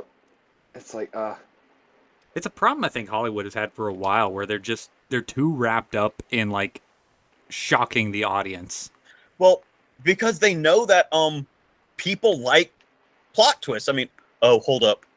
Speaking of which, We got you, Could you man. please just give me a minute? That line alone.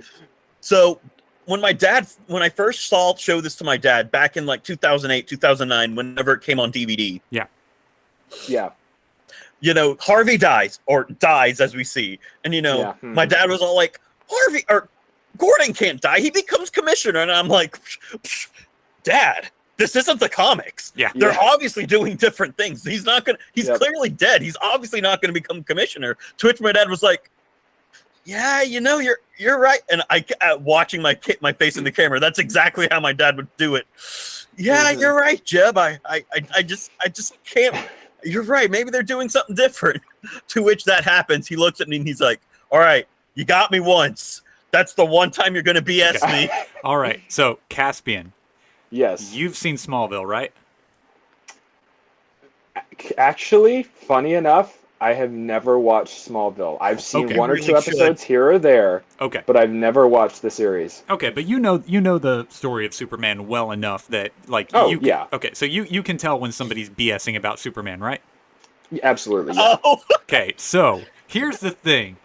This motherfricker up here, Hello. this kid, he tells me that he's going to introduce me to Superman through this show called Smallville, okay? Yeah. Now, he had the big old like $250 like collector's box set, Yep. and he brought it over and we like flipped through it and whatnot, looked at all the pictures and whatnot. Yeah. And so he Oh yeah, can because how the DVDs weren't just like like normal DVD cases. They were Right. like these booklets with like pictures from the season and through the series. Yes. So y'all would look through them. So he can. Did I explain this before? I feel like I explained this in another I don't episode. think Love so. that. Okay. I'm so- sure you explained it in your podcast. Yeah. Probably. Or- So I did. That's when it was. You're right. Your Okay. other podcast, Yes. not this one. Because we were Yeah. talking about the Smallville 25th anniversary. Okay, so he was telling me 20th. 20. Don't give it an extra 5 years. It deserves it. It does deserve it. But he was Yeah. he was telling me that at some of the pictures, because some of it looked kind of weird, and I was like, what the heck is Yeah. going on here? And so what he told me is that in season 6, around the halfway point of the show, that Uh-huh. Lex Luthor had basically won, and everybody had to go underground. The entire town of Smallville and Superman had to go underground in order to escape Oh, Lex wow. Luthor, and I believed him all Like, the way I up remember, until like, you're season like, 6. who's this? You're like, who's this chick? And I'm like, oh, that's Lana. She Oh, just yeah, got plastic surgery. Oh my god. I think because you saw the actress for Lois. Oh, that's amazing. So I kind of stopped believing him after that. My Fair. favorite. Oh, everyone shut up. Everyone shut up. This is my favorite scene right here. I have everyone shut up. This is Oh, a such a good phenomenal scene. I remember I posted this scene on like my Snapchat because that you remember, Steven. I used to do that with my favorite things. I just record my favorite moments on Snapchat and just put it Right. on there. Yeah. But I remember one time I did that. Like one of the guys at Truett, his name's Preston. Great guy. Yeah, love He's Preston. a great guy. But he was like, Jeb, why'd you say that's your favorite scene? It's just people talking. And this goes back to my thing. People talking is sometimes the best moments in movies. Yeah. I've said this once. I'm going to say it again. I love philosophical debates. What can I say? People talking in movies, like in scenes like this, is so great because it's literally, all right, let's put two really great actors in the room, 3 really great actors in a room together, and just give them the idea and go. If you're Yeah. gonna play And it's games, so great. Do I remember correctly that there's a big question mark as to how much of this was written in the script and like how much of it he improvised? Am I I'm remembering that correct? I'm pretty sure a lot of this is in the script because I remember when Yeah. Christopher Nolan was Yeah. like doing one of those scenes to script things. A lot of it was in the script. Okay. This might have been improvised. Oh yeah, the hand thing was improvised. I do remember this. Okay, It's so all fuzzy and Yeah. you can't feel the next bam. See, yeah, I do remember hearing that was. See? Yeah, So and this good. is This is an absolutely excellent scene, and I'm about to ruin it for you. Oh boy. Oh boy. Oh no. We're swapping actors out. Okay, Okay? Heath Ledger is no longer the Joker. I can't. Okay. I can't. Oh no. Okay, Don't do this to me. I'm going to choose to insert Jim Carrey. okay, that could work.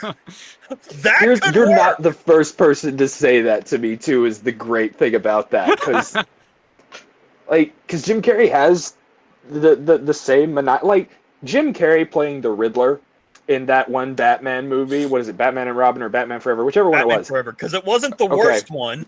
No, it wasn't. And him playing the Riddler was just him playing the Joker reskinned. I was like, come on, man.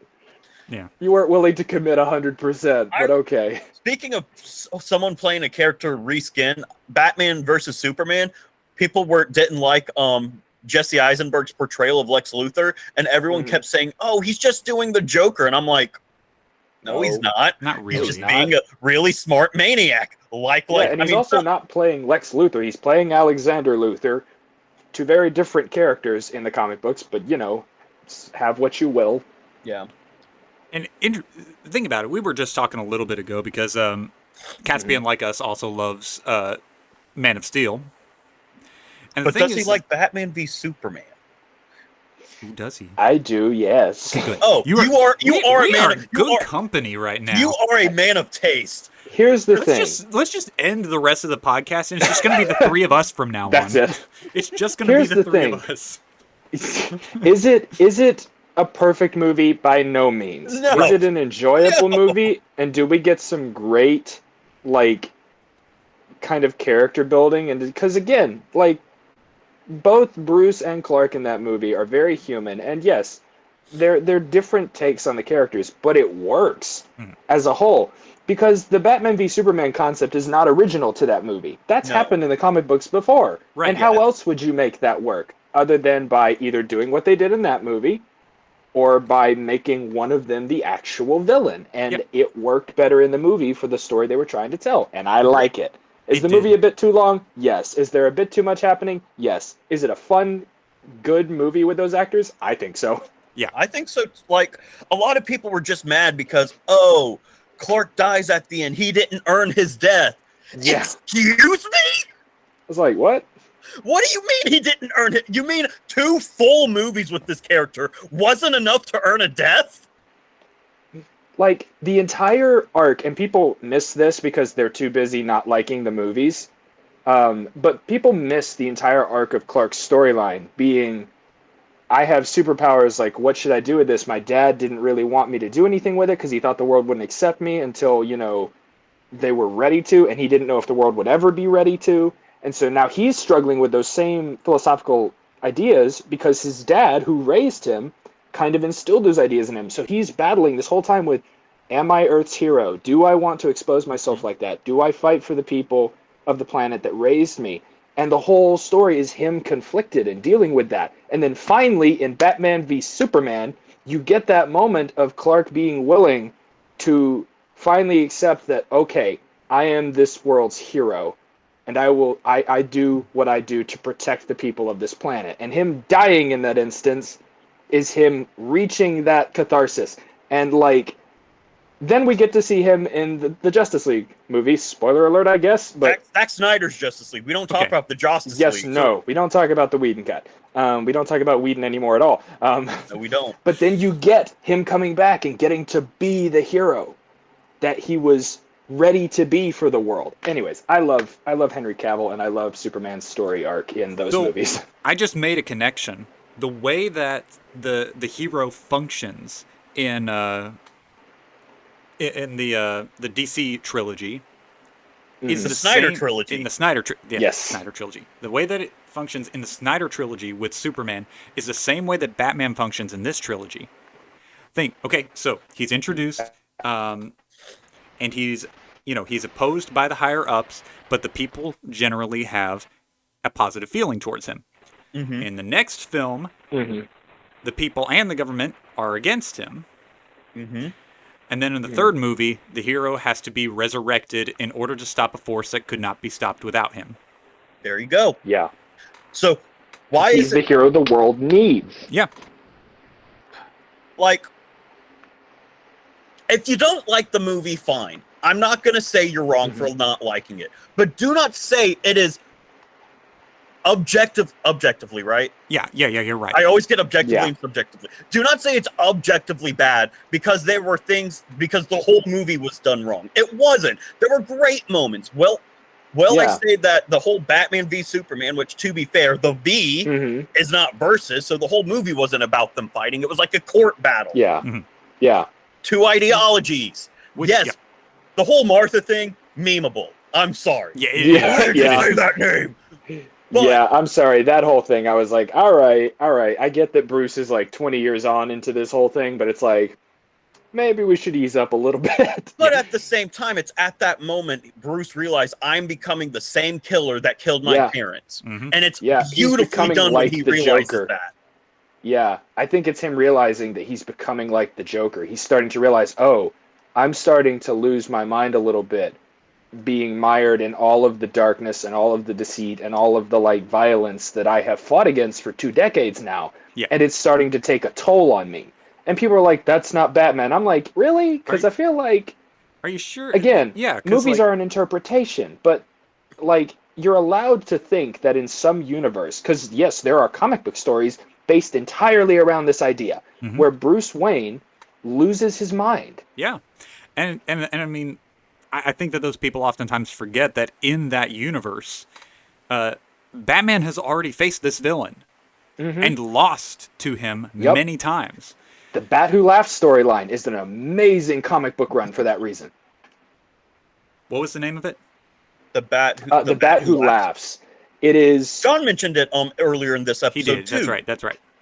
it is an alternate universe where Batman basically snaps and becomes essentially a perfect merge between Batman and the Joker, and it's horrifying and incredible because it's the entire story is basically Batman from the main timeline or one of the main timelines fighting this other version of Batman.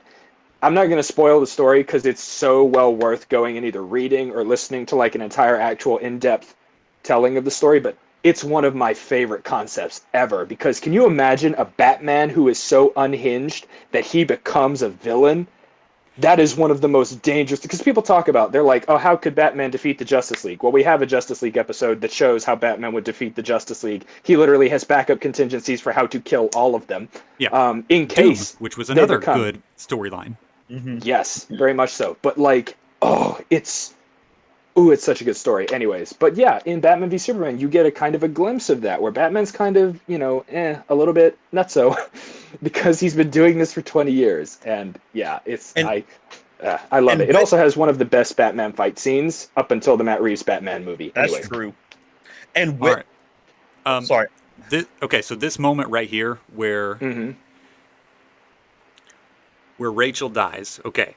I think that even for people who didn't like Rachel, this was still a very emotional death, which means It first got it was me. well written, but also It got me the first time I watched it. Yeah. What I also think is very important about this is for both Harvey and Bruce, Rachel was their humanity. Yeah. Yeah. Because we'll see it in the next movie that now that Rachel's gone, he does not think that he cannot have a normal life. That's right. Yeah. But she was the anchoring point for both yes. of them. But what's interesting about that is like how they each respond when they lose that anchor. For Harvey, he loses the anchor and he becomes unhinged. For Bruce, he loses his anchor and he becomes focused now. Yeah. He's no longer distracted by a personal life. He is now completely focused on his mission.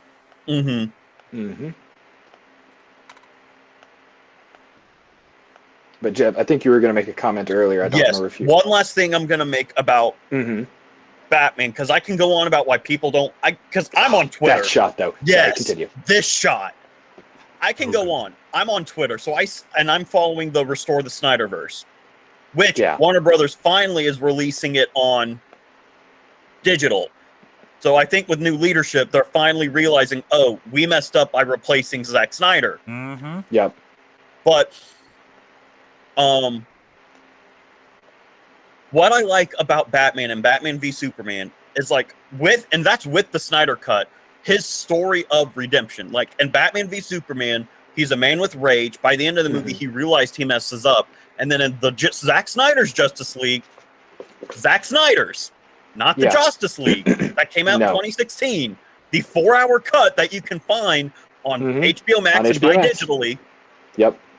that is Bruce Wayne's story of redemption and a man trying to not only find hope but redeem himself from making a mistake. Yes, because he acknowledges that he made a mistake. He's like, I've become too jaded and too cynical to continue being the hero that I used to be.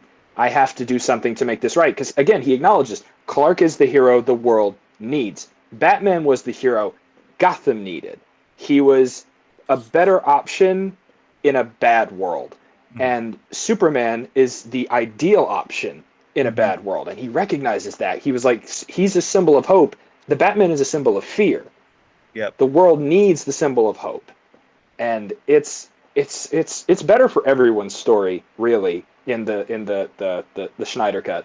Yeah. But that specifically, getting to see that, because in the Justice League, it's just a lot of bad. It's just Batman. They just kind of leaned more into the Batman is crazy and trying to do something that is absurd. Like, this is like dealing with things that are outside the realm of mortal men. And it's like, okay, you literally have Wonder Woman on your team. I'm like, why are you griping about this? And then in the Snyder Cut, you actually get, like you said, like Batman's story of redemption, of him trying to make right what he got wrong. Yeah. All right. So, this is the part in the movie that it's like we see Bruce at his lowest moment, and I love that. Like that whole conversation he just had with Alfred. Yeah. Like he's like, I can't be the hero anymore. Gotham needs better. And, you know, it's good. And then Alfred basically telling him about how he caught the bandit by burning the forest down. Yeah. Yeah. All right, so from this point on in the rest of the movie, if you talk about Harvey Dent, you gotta do this. Is that fair? Oh, yeah. Nothing Perfect. about Harvey can be said unless you talk like this. Yes, this is the only acceptable way. Speaking That of would be which, so great if we actually committed to that. Speaking of Harvey, we should. you think I'm not gonna commit to it? Have you listened to this when you're talking podcast? about Harvey, it kind of has to be this. So, man, anyone listening to the podcast is going to be super confused. Yeah.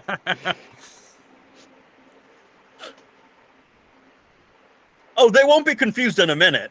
Not fair. It's like, oh, now we get it. The how it should have ended is like, how were you talking like that? I don't know. The way my face is, I should be like, ah, da, da, da, da, da. Two-Face. Wait, it's the same person. All right, who do you see now? Harvey. Who do you see with this side? Scary face. Scary. I love the college humor Batman videos. Oh, they're so good. They are so good. You see his face right here. The Riddler videos. Give me another clue. Did you try helicopter? That's what I said. That's what I I just said. think he's mad that I got it so quickly. Oh, it's so good. I really like Aaron Eckhart in this role. Mhm. Like, he's an actor that hasn't shown up in a lot of notable things. He was in the movie The Core, which I really like that movie. He was in which one is it? Is it? He did Olympus Has Fallen as well. Yep, it's Olympus. It is He was the Olympus Has president Fallen. of the United States. Man, he did good. He's Yes. a good actor. He is an A-list actor. He is a good actor. He is the most underrated A-list actor I think ever. He really, really is. Yeah.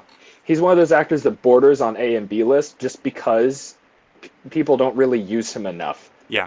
And I don't know why that is. I don't know if it's because his manager isn't good at selling him, if he just does, like, if he's very specific about the things that he takes, or I have what the wondered deal if is, he but leans more politically right, and that prevents him from getting roles.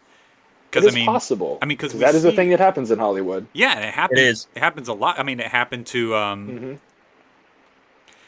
it happened to Tim Allen most recently. Did it though? Because he's still doing he is still working with Disney. Like he's doing a Santa Claus movie, or not movie, a Wait, Santa what? Claus. Yeah, there's the Santa Claus's Disney Plus series with Tim Allen returning. So part of me doesn't think it is. You've just Political. made me the I most think excited I've been for Christmas in a long time.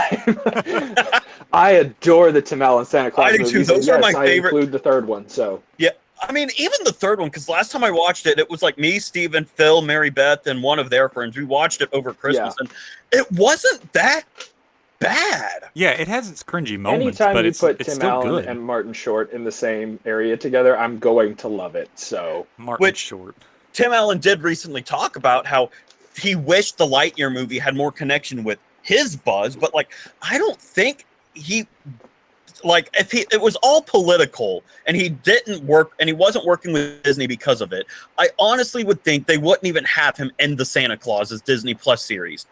To be fair, though, I don't know how much of Tim Allen will be in that show, though, so it still might be political. Yeah. And I mean, Yeah. it wouldn't be out of the ordinary for it to be political. I do think that there are people, especially on the right, that over politicize things when they don't need to be, and it just causes. I don't want to say mostly on the right because it happens more on the left, but it's more obvious now when it happens on the right because people don't shut up about it. Yeah, again, because the Daily Wire, they're just been again. I'm not subscribed to them, so I couldn't read the articles. But it's like the Daily Wire are making this out to be, oh look, this is why Tim Allen wasn't this, that because of his right leaning, and I'm like, and I almost bought it, but then I saw the promotional images for the Santa Clauses, and I'm like, that doesn't work out because if Disney really didn't want him, they wouldn't hire him for the Santa Clauses. They would have just replaced him like they did with Lightyear. Now, when was it announced? Because it could have been a response to Backlash, but I'm just not certain. That is true because it was announced already. The promotional images were just released. Okay. Okay. Now, to be fair, I will say Disney's reasoning for not hiring Tim Allen is that, and I was talking to John about it too, is Tim Allen's what, in his 60s? Yeah. Yeah, because he's getting up there. And yeah, he is. Shall I prevent the Batmobile, sir? No, the Lamborghini will do fine. Oh, yes, Lamborghini. Not so subtle. Much more subtle. Yeah. I love this Lamborghini. I love Lamborghinis in general. That is one of my dream, supercars that I will never have, but it's a nice dream. It's just a nice car. Anyways, not connected to the movie. Continue. So, part of it could have been Backlash, like you said, Steven. The other part of it is how Disney said, which I don't buy. It. I just think I'm gonna get controversial again. Do it. But I don't care. I hate Toy Story 4. Really? There, I said it. It ruins everything. Toy Story 4 ruins Buzz's character, makes him look like an idiot when out the entire original trilogy he wasn't an idiot. True. It ruins Woody as a character because, and people could be like, oh, but it's because Bonnie didn't play with them. First off, the beginning of the movie states the third time that week that he wasn't played with. Second of, he's played with during the freaking movie in a montage of a song. Woody is always there for his kid, no matter what. Right. And this movie's trying to make it seem like, oh, he just misses Andy. It's not the same. Then he falls in love with Bo Peep. No. Shut your mouth. Bo Peep is abusive to him in that movie. Yeah, verbally abusive. I feel like the major issue, and I appreciated it more than you did, but I feel like I had the same problem as you. The real character that they ruined was Bo Peep, and that caused the rest of the problem. I agree. Because they made her the jaded waitress character, and that's not Bo Peep. I realized, first off, I might send you a link, but it's a 4-part series. There are 2-hour-long videos, but this guy tears into why these movies are awful, or that movie. Yeah. And how it ruins the original, trilogy and the original shorts at that. But I won't get into that. Okay. But they ruined Buzz's character, and this is what I was going into. Disney said they don't want Tim Allen because Tim Allen's voice would be too goofy for the role of Lightyear. And I'm like, no, he's done really good stuff before in those trilogies, not goofy. Yep. You were saying what happened in Toy Story 4 which was not Tim Allen's fault. Mhm. So it could have been that. Tim Allen's got like the least goofy voice, like I think ever. people just remember him of from you Yeah. know Home Improvement when it's like I mean, he that's can. not Tim. That's not Tim Allen. Like, yes, he's a comedian, sure, but that doesn't mean he has a goofy voice. Right. Yeah. Like, he has a goofy voice when he's trying to have a goofy voice. Yes. Like, his voice normally does not sound goofy. He's a voice actor. Like, that's part of the deal. Like, you learn how to modulate your voice for the moments that you need to. Like, there are a lot of moments in the first Toy Story movie. Like, the scene where Buzz is finally like, oh god, I'm a toy. I'm an action figure. Like, he's having an existential crisis and, like, is missing an arm. My name is Mrs. Nesbit. I love that scene. Yeah, but then, but like, that the was- immediate 180 to being like, I'm so sorry. I don't know what came over me. Like, he's playing two sides in one scene. Like, it's not always goofy. He plays the part that needs to be played. And I'm Yes. like, do 'Cause my wife- I think it was a bad idea to not cast him in the Lightyear movie? No, not necessarily. And I like Chris Evans because they do have the same quality of voice. They both have that same kind of slight, like, tenorish, like, undertone to their voice that gives them the kind of, like, it's not a rasp, but it's something similar. So I see the correlation there, and I like Chris Evans in the role. But you didn't have to not cast him because his voice is too silly. Yeah. Like, Yeah. that's not a thing. If I remember correctly, I saw someone, I don't remember who it was, they said that their problem with Chris Evans in that role is he didn't try to become Buzz Lightyear. He was just Chris Evans.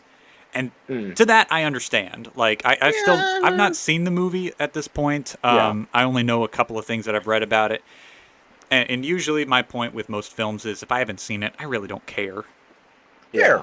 Yeah. It's all. So I really want to cosplay the Joker right now because my hair is at the perfect length to do Heath Ledger's Joker. That is true. Remember that one Halloween I was the Joker, Steven? Yes, I do. And no one got a picture of me that night. One person did, and I don't know who it was. And I'm not talking about Truett. I'm talking about Garden the City. trunk or Yeah. treat we did. Yeah, I remember that time. Yeah, because we had Well, the I'm little sad that I poppet have not thingies. seen You that. remember those little poppet thingies? Yeah. Okay, so you got the little paper ones that you don't make a sound and nothing. We had the like this a gunpowder ball, and you throw it on the ground, and it's like a big flash and a big. That was fun. This is probably the most ballsy thing that the Joker's ever done. Yep. But also, so I meant to say this way earlier. Now we're talking. In the scene where the guy, like, tries to take off the Bat's mask and he gets tased and Joker does his little, like, dance thing over him, like, that's another reason why Heath Ledger's Joker is so good. Because the Joker has a very specific way of moving and his mannerisms that is manic but controlled. Yes. Like, it's like when you see a dancer, the way that they can move their feet so fast, and it looks erratic, but it's always completely, like, under control. The Joker has the same style of movement, and Heath Ledger does that so well in this movie. Right. I love this moment. Yes. Trying to catch Why, the who's in light. it? You weren't trying to protect the van? Why? Who's in it? And then the guy's like, okay, my mouth is shut. Yeah. I do feel like Yeah. that, even though, like, you know, the Joker's got some intimidating moments, I feel like that was the most intimidating moment in the entire movie. Really, It's just Yeah. right? And then Bruce asks, should I go to the hospital? You really haven't been watching the news, Mr. Wayne, have you? Yeah. I'm sorry. There are moments where, like, I don't like Christian Bale as Batman and Bruce Wayne for the entire time, but he has some amazing moments in these movies. Yes. I also this scene. I I know. love this scene so much. I thought it'd be a bigger explosion. That was another thing that was unscripted. Because Yeah, there, Yeah, was a, yes, it was. there was a delay in the explosions, and so he decided he was going to just hang around a little bit and play it up. And it Yep, worked and it out worked beautifully. perfectly. And that's a mark of an actor who is conscious of the role that they're playing. Like, Yeah. they know the character that they're playing Yeah. so well. Again, I don't think there has been, and people who give Jack Nicholson so much credit for his Joker, I'm like, it's not bad, No. but it's not great. So on the list of live action portrayals of the Joker, Heath Ledger is still on like an echelon platform, Yeah. so high above anyone else who's ever played the role. And yes, I'm including Jerome Velasca in the Gotham series because he's an amazing Joker. He is. But he's playing a version of the Joker that already exists. Like, he's doing it very, very well. Mm-hmm. But Heath Ledger added an air of originality to the character that was lost prior to that. I feel like we mentioned this in the first half of the episode with Jonathan, but we're going on and on about the Joker because part of what makes Batman who he is what he stands against, and that's what makes the Joker such an important villain. Is he is everything opposite of what Batman stands for. Yeah.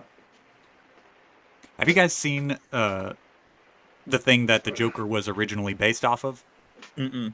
Yes. You're talking about The Laughing Man, or I can't remember the name of. I think that was the name of it. The Man Who Laughs. The Man Who Laughs. It's an old silent film from years ago, and it is one of my favorite movies. And the character that the Joker is based off of, Jeb, if you look it up, you'll see a still image of it, and you'll see where that inspiration comes from. The character is only based off. I'm actually doing that right now. Yeah, the character is only based off of that still image. Everything else about the character is exact opposite. It's actually a very You see it? Yeah. Okay. It's actually a very sweet love story, and he's like the second most innocent soul in that film. Yeah. So like he's like a circus act, and he's brought on to entertain people because he has the face that he has. Mm-hmm. But he falls in love with this blind girl who's the only one that finds his face beautiful. Mm. And it's such a sweet love story, and it's just is a great antithesis to the actual character of the Joker, to swap it and then make it someone who looks like they're supposed to be entertaining or funny, someone who looks like a circus act, and who actually brings terror and horror and fear to the city around him. That's a great shot. Anyway, sorry. How much that would burn with him, him taking that drink. Oh god. But then also thinking how much you wouldn't feel that from just the sheer amount of adrenaline and the pain that's already there. You'd be like, oh, what's a little alcohol? It's fine. Yeah, that is true. And he's there's a chance he's still kind of doped up on drugs. Probably. I don't know what's about to happen to you. You either. Oh, yeah. Oh, right. It's fair. I don't know what's going to happen to you either. Oh. It's like, well, we know now. Back when I did Vines, I tried to do these movie Vines where I would like show clips from a movie and then do my own commentary. And this was one of them, to which Morgan Freeman is like, this is too much power for one man. That's why I'm giving it to you. To which I was like, do you get it? Because he's God. Yep. Welcome to the crossover between this and Bruce Almighty. This is wrong. Your Vines were gold. They were. I wish I could go back. Like, I was able to get a few of them, and I posted them on my Instagram. Yeah. Gosh, my Vines were so good. Yeah. That's why I gave it to you. Oh, sorry, what? No, can I just point out something that I'm just now noticing, but it makes me laugh really hard? What? Why does Bruce feel the need to do Batman voice when it's just him and Lucifer? Right, when it's just Morgan. He already knows. He's still talking like it. I'm like, bro, there's one man in this room. I know how this hurts your voice, Bruce. You can stop talking like this. No, Master Wayne, you don't have to talk like that. When there's just Bruce the two Wayne, of us. I know who you are. This is to protect you. But I my know gosh. who you are, Mr. Wayne. No thoughts. This is for your protection. And this is for the protection of your voice. Right, Stop being an idiot. sir, it sounds like you have been gargling Epsom salt for 3 days straight. I'm going to need you to stop.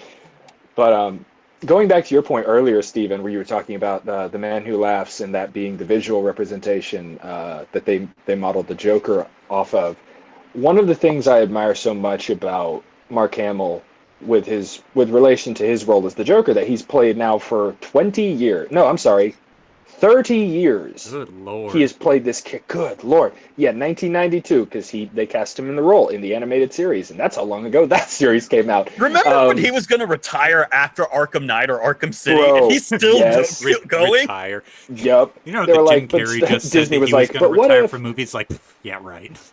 Well, Yeah, he was going to for real. retire from the role of the Joker, Yeah. that is. Mhm. Just like how. And then he was like, Thank goodness he didn't. oh, I'd come back if they did Yeah. The Killing Joke. Oh, I'd come back if they did this Yep. story arc. Yep. Oh, I'd come back if they... And he just keeps coming back. Yeah. It's And like it's how so Liam great. Neeson was upset after a shooting, and he's like, I will not appear in any more movies with guns. And then immediately goes back Appears to in a movie making with Unstoppable. Yep. He's like, anyways, back to this. I started blasting. But what I was gonna say about Mark Hamill is that his inspiration for where the Joker's laugh specifically came from, but the voice kind of overall, was a mixture of a few characters, but one of those, namely, being Claude Rains's Invisible Man from the 1930s movie The Invisible Man, based on the H.G. Wells novel. And it's when you hear that laugh from that movie, you immediately hear Mark Hamill and the way that he took that and incorporated that as the style of laughing, and even just the style of voice that he had for the Joker. And I like that there's that correlation between using that model of a very old movie to be the inspiration for the Joker, even though the original story was written in like the 40s. Yeah. So it wasn't really that far removed. But then for Mark Hamill to kind of go on that same train of thought with being like, oh, this is a really good derivation to kind of use and then incorporate and mold and make it my own. That's why Mark Hamill's voice as the Joker is the most iconic, unquestionably. Yeah. The old school style of filmmaking, I wish that it got more attention, because like some of those old silent films, or like shortly after they started incorporating sound, was like not only like super influential, but it still holds up. Like have you have you seen the original Dracula movie? I don't know if I have. That is a good I think film. so. There's no it's been a music while. to it. Like it was early enough that they added like speech to it, but there's no music to it aside from what they put in for the opening credits and I think the closing credits, but there's no music in the rest of the film. Yeah. Even there you see some overlaps here on how they like put together the idea of like the Batman's cape, about how it kind of like encompasses around his body unless he moves his arms out. Because that's where you get the like the old Dracula cape, how he spreads his arms out and the cape goes out with him. Yeah. Which is, there's a lot of about classic movies like that is just really cool for the way that they had to do filmmaking and storytelling without being able to utilize the same resources that we have nowadays, that filmmakers have nowadays.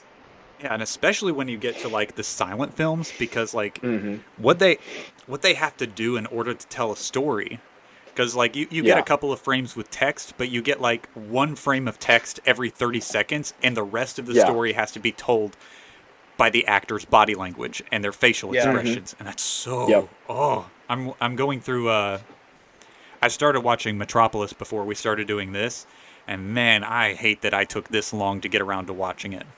Yeah.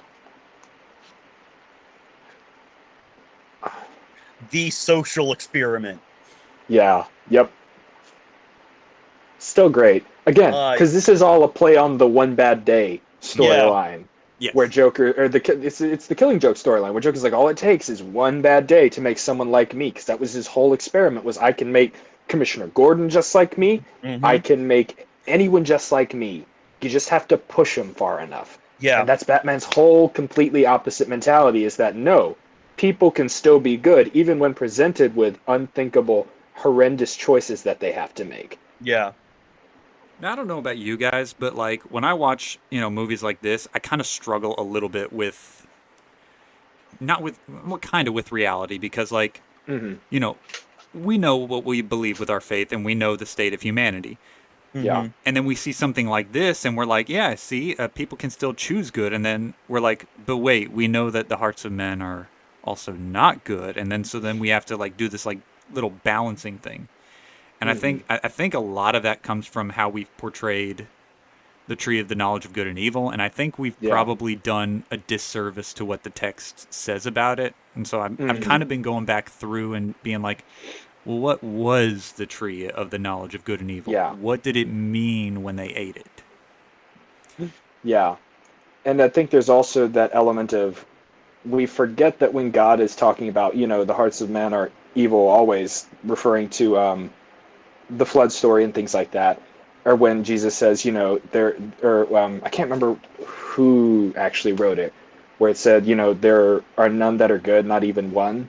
That was We're waiting. It was the first moment was in Psalms, and then Paul quotes it again in Romans. Okay, that's what it is. I think it's more famous because of Paul, because I didn't know it was a Psalms. Yeah, that's what I was thinking as well. I thought that Paul might have written it, but I wasn't sure. But we forget that when that's being said, we're not weighing that against man's idea of goodness. We're weighing that against God's idea of goodness, which is perfection. And with regards to that, there is only one person who has ever achieved that, and that was Jesus, which de facto, God. So we forget that just because man is not perfectly good, that we still have the understanding and the knowledge of the difference between right and wrong, even if people try to ignore it a lot of the time, and people very much do, or they try to shift the goalposts to be more in their favor, being like, oh, well, this isn't wrong because this. It's like, no, I think we all still know it's wrong. It's just that you're painting it in a favorable light. It's a reason why some things can't be painted in a favorable light. Like, this is going to get real serious real quick. Yeah. But, like, the whole idea that there's now a movement of people who are pedophiles, who call themselves, like, there's a word for it. They have their own, like, Maps. Rights flag now and stuff. I'm like, yeah, but nobody who is actually thinking about this actually thinks that's okay. Right. Like, we all understand that is wrong.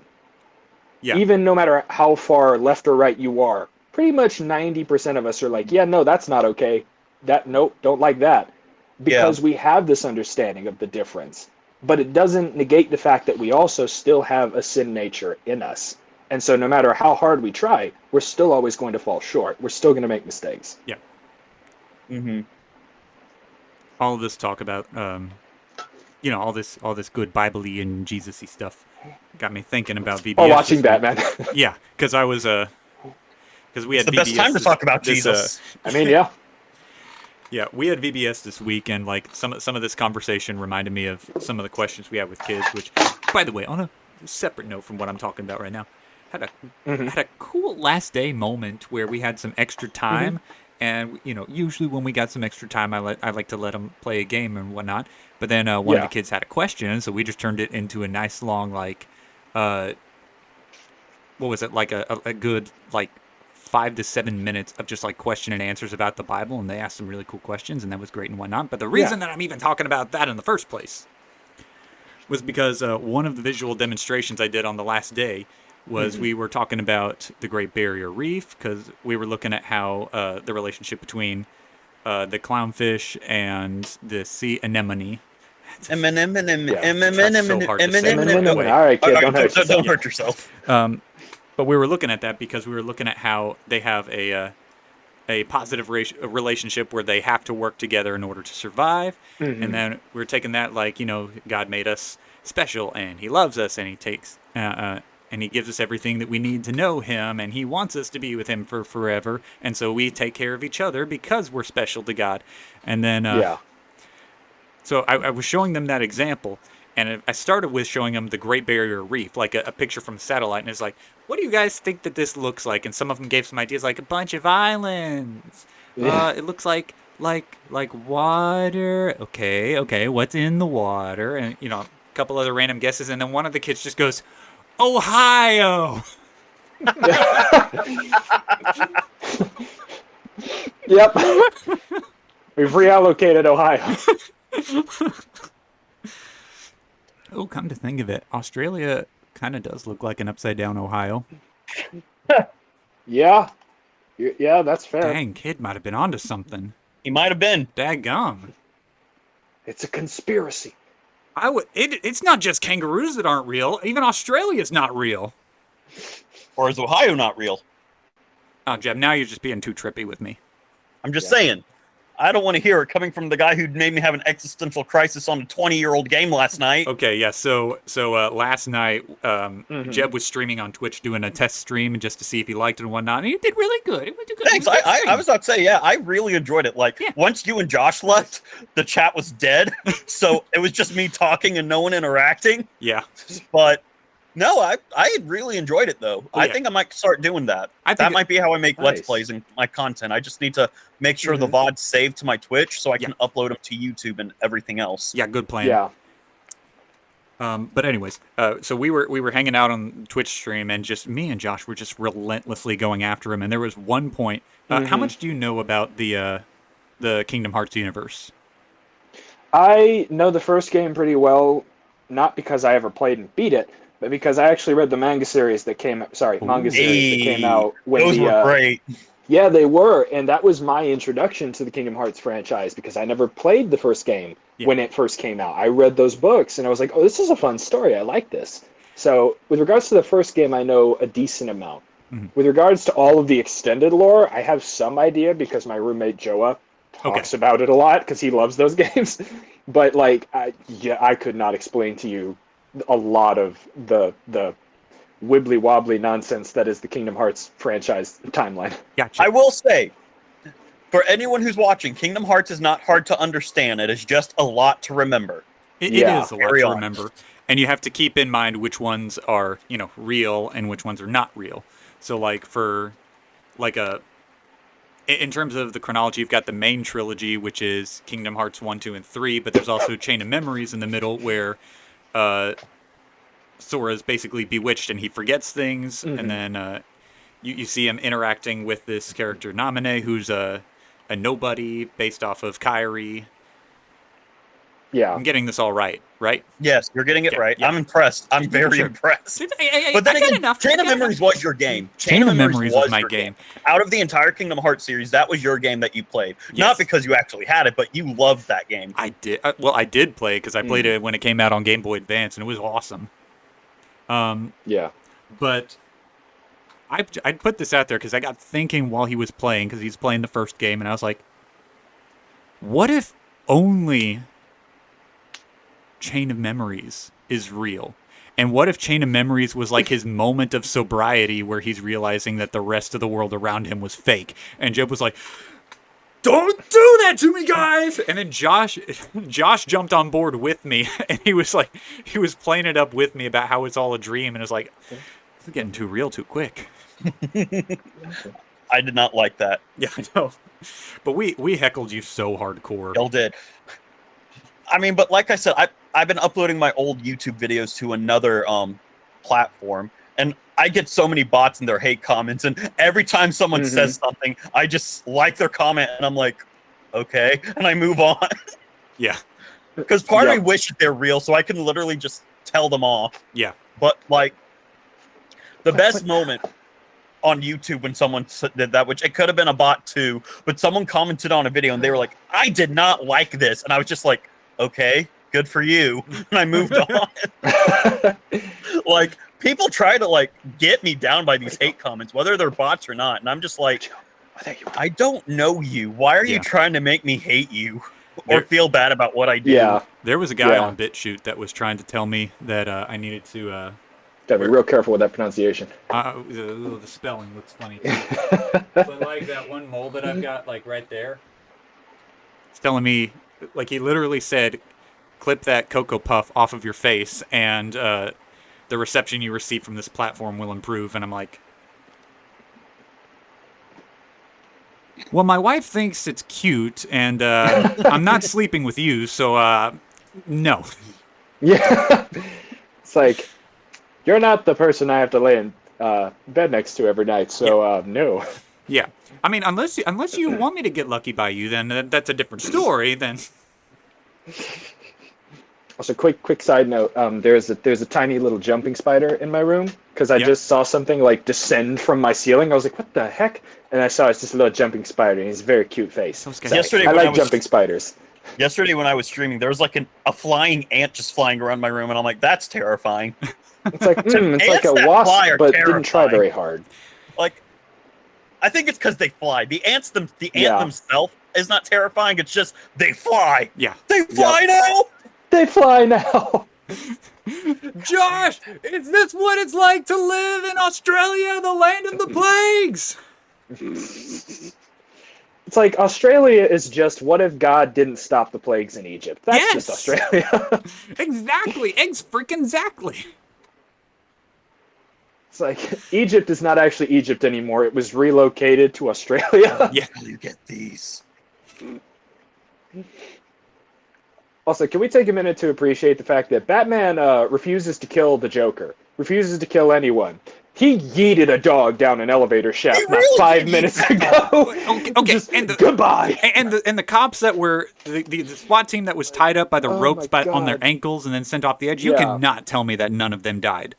Like, for real. Like, you've at least got some broken ankles or something is dislocated. There's a problem you are somewhere. permanently maimed. Yeah. I'm happy we got this movie, and I'm not going to stop talking about this because I love Heath Ledger so much. Yeah. But I'm happy that we got this movie and got to see this happen. Yes. But I will forever be just a little heartbroken about the fact that we never got to see it again. Yeah. Yeah, because if Heath Ledger never died, I think I read in an interview that Dark Knight Rises would have been about his trial. Yes. Which, imagine the more philosophical things that would have happened. And I know a lot of people hate these movies because of philosophical things, but come on, guys. It's great. It is great. Like, the entirety of Batman's storyline is a philosophical debate. Like, Yes. what are you talking about? And this right here, look, I mean, like, let's talk a minute about, you want to talk about philosophy for a minute? Even the camera angles are philosophical in nature. Look at this. They could have left him upside down, but they flipped the camera to show you that he sees things right side up when the world is actually right side down. Yep. However that phrase works. But, like, it's this, it's a visual representation of how he subverts what is good. Yeah. And how he sees the world. Yes. Isn't it funny, though, that he was talking to Harvey, which I wish we talked about that scene, but we were talking about Lightyear, but he was talking to Harvey about, how, I don't have a plan. People with the plans are they're the people who you need to worry about. When this entire last act of the movie shows he had a plan. Yes. He just said what he needed to say to get Harvey to go into the dark side and basically to become, as the movie says, the Dark Knight.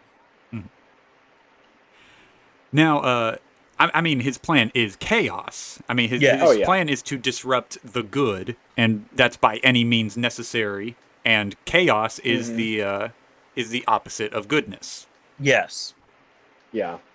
And that's the thing that always makes the Joker so dangerous, is because he really doesn't care about anyone's, presupposed ideas of what he's going to do. He doesn't care about anyone's moral code, anyone's ideas of right or wrong.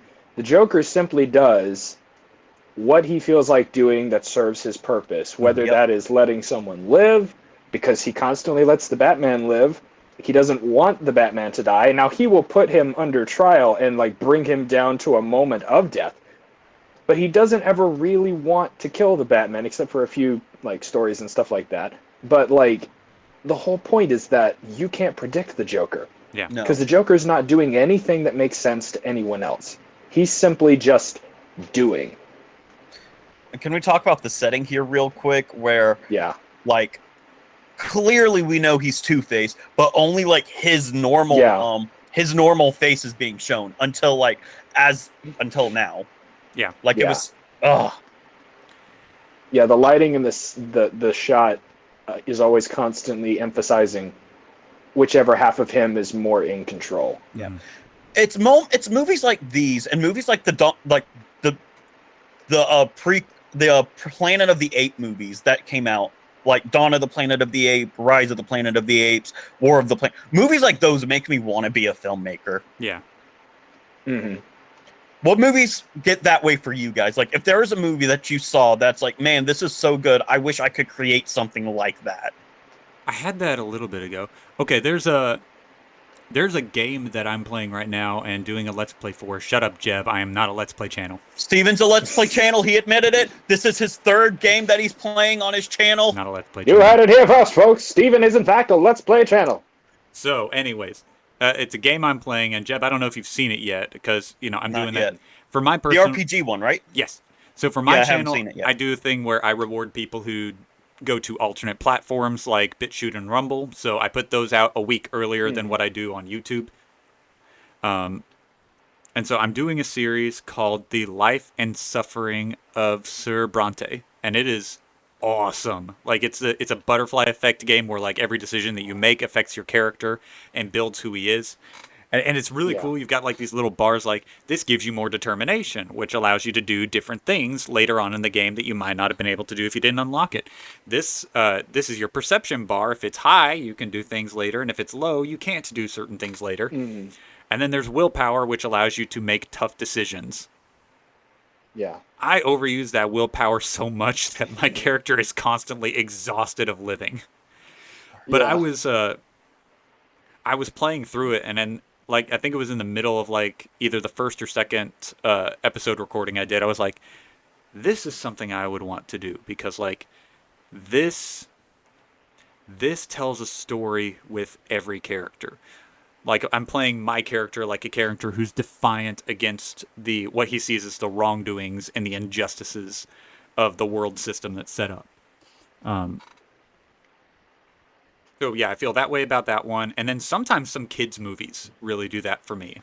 Mm-hmm. Like like we did an episode earlier, How to Train Your Dragon. That movie gets me going. Like, Yeah. so good. Anyways, Caspian, you got any? Ask that question one more time because I got distracted by watching this scene. I No, love I know. This Like scene. this scene is so good. I was so engrossed in It's this, not like here's the funny thing. It's not the climax, but it feels No, like it's it not. is. but it's so well shot. It's Yeah. so the actors are all phenomenal. It's anyways. Yes. What was your question, Steven? It was my question, but I really Your want to question, just. Jeb.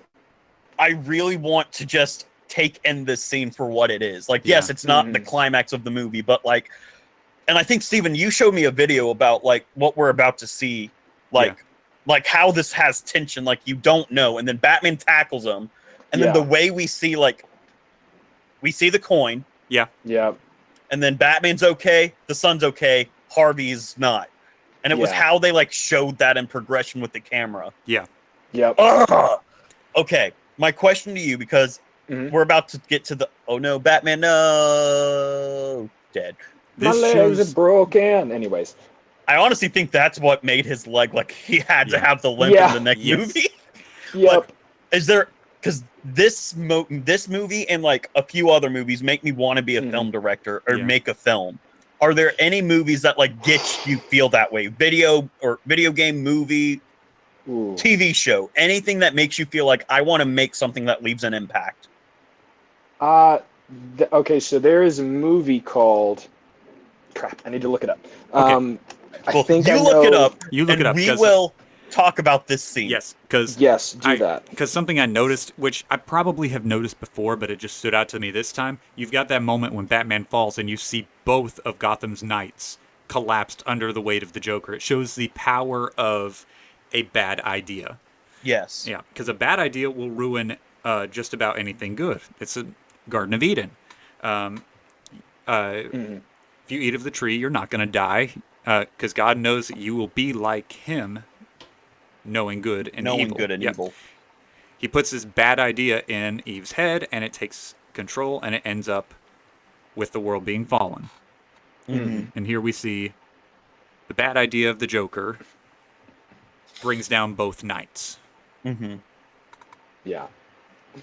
To answer your question, Jeb, there's one movie I can think of at the moment, because I know there's plenty more, but trying to remember them is infuriatingly difficult. But the one that comes to mind off the top of my head, because of when I first saw it, I was like, ooh, that's really cool. Is a movie called Upgrade that came out in 2018, which it's about a guy who has basically a neural implant put in him Mm-hmm. that contains an AI that can basically take over his body when he lets it, and allows him to do these insane. It basically turns his body into a living weapon. Gotcha. And they're first of all, just the shot style in general. The fight scenes are well choreographed and so fun. The actor who plays the main character is brilliant in the role. But I will need to some of look the at shots, this yes, movie. It looks if like you can it's find gone it and over watch really it, good. Oh, he's been in quite a definitely few do. things. Yes, it's a good movie. It was a surprisingly good movie because I saw it and I was like, this looks interesting. Then we went and saw it in theaters and I was like, oh my gosh. There are so many shots that are set up on rigs where there are these shots where it will show his body in profile moving and the camera is rotating, moving with his body movements. And it's such a specific way of filming those particular scenes that gives you this almost out of body experience perspective that is meant to kind of, at least in my opinion, it feels like it's meant to kind of mirror the way he feels it, where this is just happening with his body and he's not actually controlling it. It's the thing in him. And you get that similar perspective of feeling out of body in the scene with him. And it's such a cool movie. I love the cinematography and the choreography for it. That movie made me want to be like, ooh, I could write and direct a movie with some cool cinematography, some cool like visual effects and practical effects like this. Yeah. It's one of my favorite underrated movies ever. Yeah. Yep. One thing that made me want to go all in on this though was, I don't know if you saw it, Stephen, but I had to make a video for your wife with John, with Mr. Hennigan. Yeah. And it was like a nature video, and like the way I was able to get a few shots, I was just like, I could do this as a living. If I can find that video, I'll like show it to you. But like, there were just like, I didn't do anything like spectacular with it or anything. Yeah. Yeah, but sometimes I know you hit that certain frame just right. Which, by the way, that was a cool ending. That was a cool one. Yeah. Yeah. Yep. Gosh, I love this movie. But yeah, the man himself. Yep. The Nolan. The no. But another thing I will say more recently that has made me feel that way too is the Obi-Wan series, because there are some amazing shots in, I'll give you that, specifically the last few episodes where I'm like, ooh, from a storytelling perspective, that is just really good. It was just really flawless like camera work, and there are moments where the shots actually feel like I'm looking at it and I'm like, this feels like whatever the concept art was, this was just like ripped from the page, and they were like, well, we like this, we're doing this. Yeah. Thor and Love and I Thunder love did moments that. like that. The new Thor Love and Thunder, like it's in all the trailers, but that one scene with the giant, like, that's ripped straight from the comics. Yep. I love Hans Zimmer and right. James Newton Howard. I forgot they worked on this together. All right, boys. So that concludes the movie. So, Stephen, what are we doing next? What's our next one? Because I honestly have no clue. So what movies are on the docket next? We need to do upcoming projects that'll be happening. We will be doing Fantastic Mr. Fox. That will be with James. We do not have a fourth person for that yet, so we'll probably have to find a fourth person for that. We will be doing the third Transformers movie with Ryan, who will be joining for the first time. Very cool. And we will be doing Star Trek. Yeah. So, no, it was Transformers. He's a big Transformers nerd. And then we've got what are the other ones? We'll be doing the Spider-Man trilogy soon. We need to wrap up this Raimi trilogy. Yes, we will be doing the Raimi trilogy, and I'm excited about that. I am too. That's one of my favorite movies. And I'm really excited to revisit number 3 and see what I think about it now. Nice. It's actually really good. Can I spitball a movie on the docket for you to put up at some point in the future? The original Willy Wonka and the Chocolate Factory. Willy Wonka and the Charlie Factory. Willy Wonka and the Chocolate Factory with Gene Wilder. Good one. I love that movie. Talk about another movie that actually inspired me too. Yeah. There are moments in that where I'm like, the way that they managed to capture wonder and stuff in this, that would be a fun one to watch at some point. That is a fun one, and I agree with that. We'll have to put that on the docket as well, and also be thinking at this point, people, because when this comes out, it'll be August. So we are going to be looking for some Christmas movies. Ooh, heck yes. Yeah. We might do one. Gotta do the Santa Claus. Yeah, we got to do at least one, Oh, and we'll probably do obviously. the Santa Claus, and we might try to do a second one, but we'll see when the time comes. Iron Man 3 is a Christmas movie. I want to do that one. Iron Man 3 is a Christmas movie. That's right. You're not wrong. You're not by wrong. Christmas movie standards. Yep. If Die Hard By is a all of the Christmas standards. movie, so Die is Hard Iron too. Man 3. Yeah. All right. Any closing thoughts on The Dark Knight? Heath Ledger is just- beautiful, and I miss him. This is my favorite movie, and I wish we talked about a lot of like the intense scenes, but we were Yeah. talking about other stuff at the time. But I love this movie. Like sometimes I wasn't even listening to you guys, and I was just watching the movie. Oh no, I had those moments too. That's why I missed your question earlier. I was just like, but This is our this is problem my with favorite doing movie. a Like captivating movie like that. this is my favorite movie. I've seen other movies that are probably better than this one, but like nothing Yeah. can top this for me, and I don't know why. But Yeah. I love it. Thank you, Christopher Nolan. Thank you, Christian Bale. Thank you, Heath Ledger. Thank you, all these people in the credits and the cast and crew. Y'all, this was my movie, and it's been my favorite movie since I've seen it in theaters. nice. It's a good choice. All righty. Well, it is time for us to head out, friends, and we will see you soon. Let us know what you think. And abrupt ending. Catch me on Twitch because I'm not Oh, yeah. sure if Yeah, if catch you me guys on want to Twitch. plug anything, this is the place to plug it. Twitch and YouTube, just Jeb Schaefer. I mean, I have a TikTok called The Dramatic Nerd, but I don't post terribly frequently. So, I mean, if you want to, hey. And then for me, just go to Mongoose Productions on YouTube or BitChute or Rumble. That's where I do most of my stuff, and I don't do Let's Plays there. That's a lie. He's done at least 3 already. Not on Mongoose. That's where he totally doesn't record gameplay footage. Channel. It is a Let's Play channel. He's done 3. Okay, bye, guys. Bye. Bye. Bye. I'm not Markiplier. No, you're not.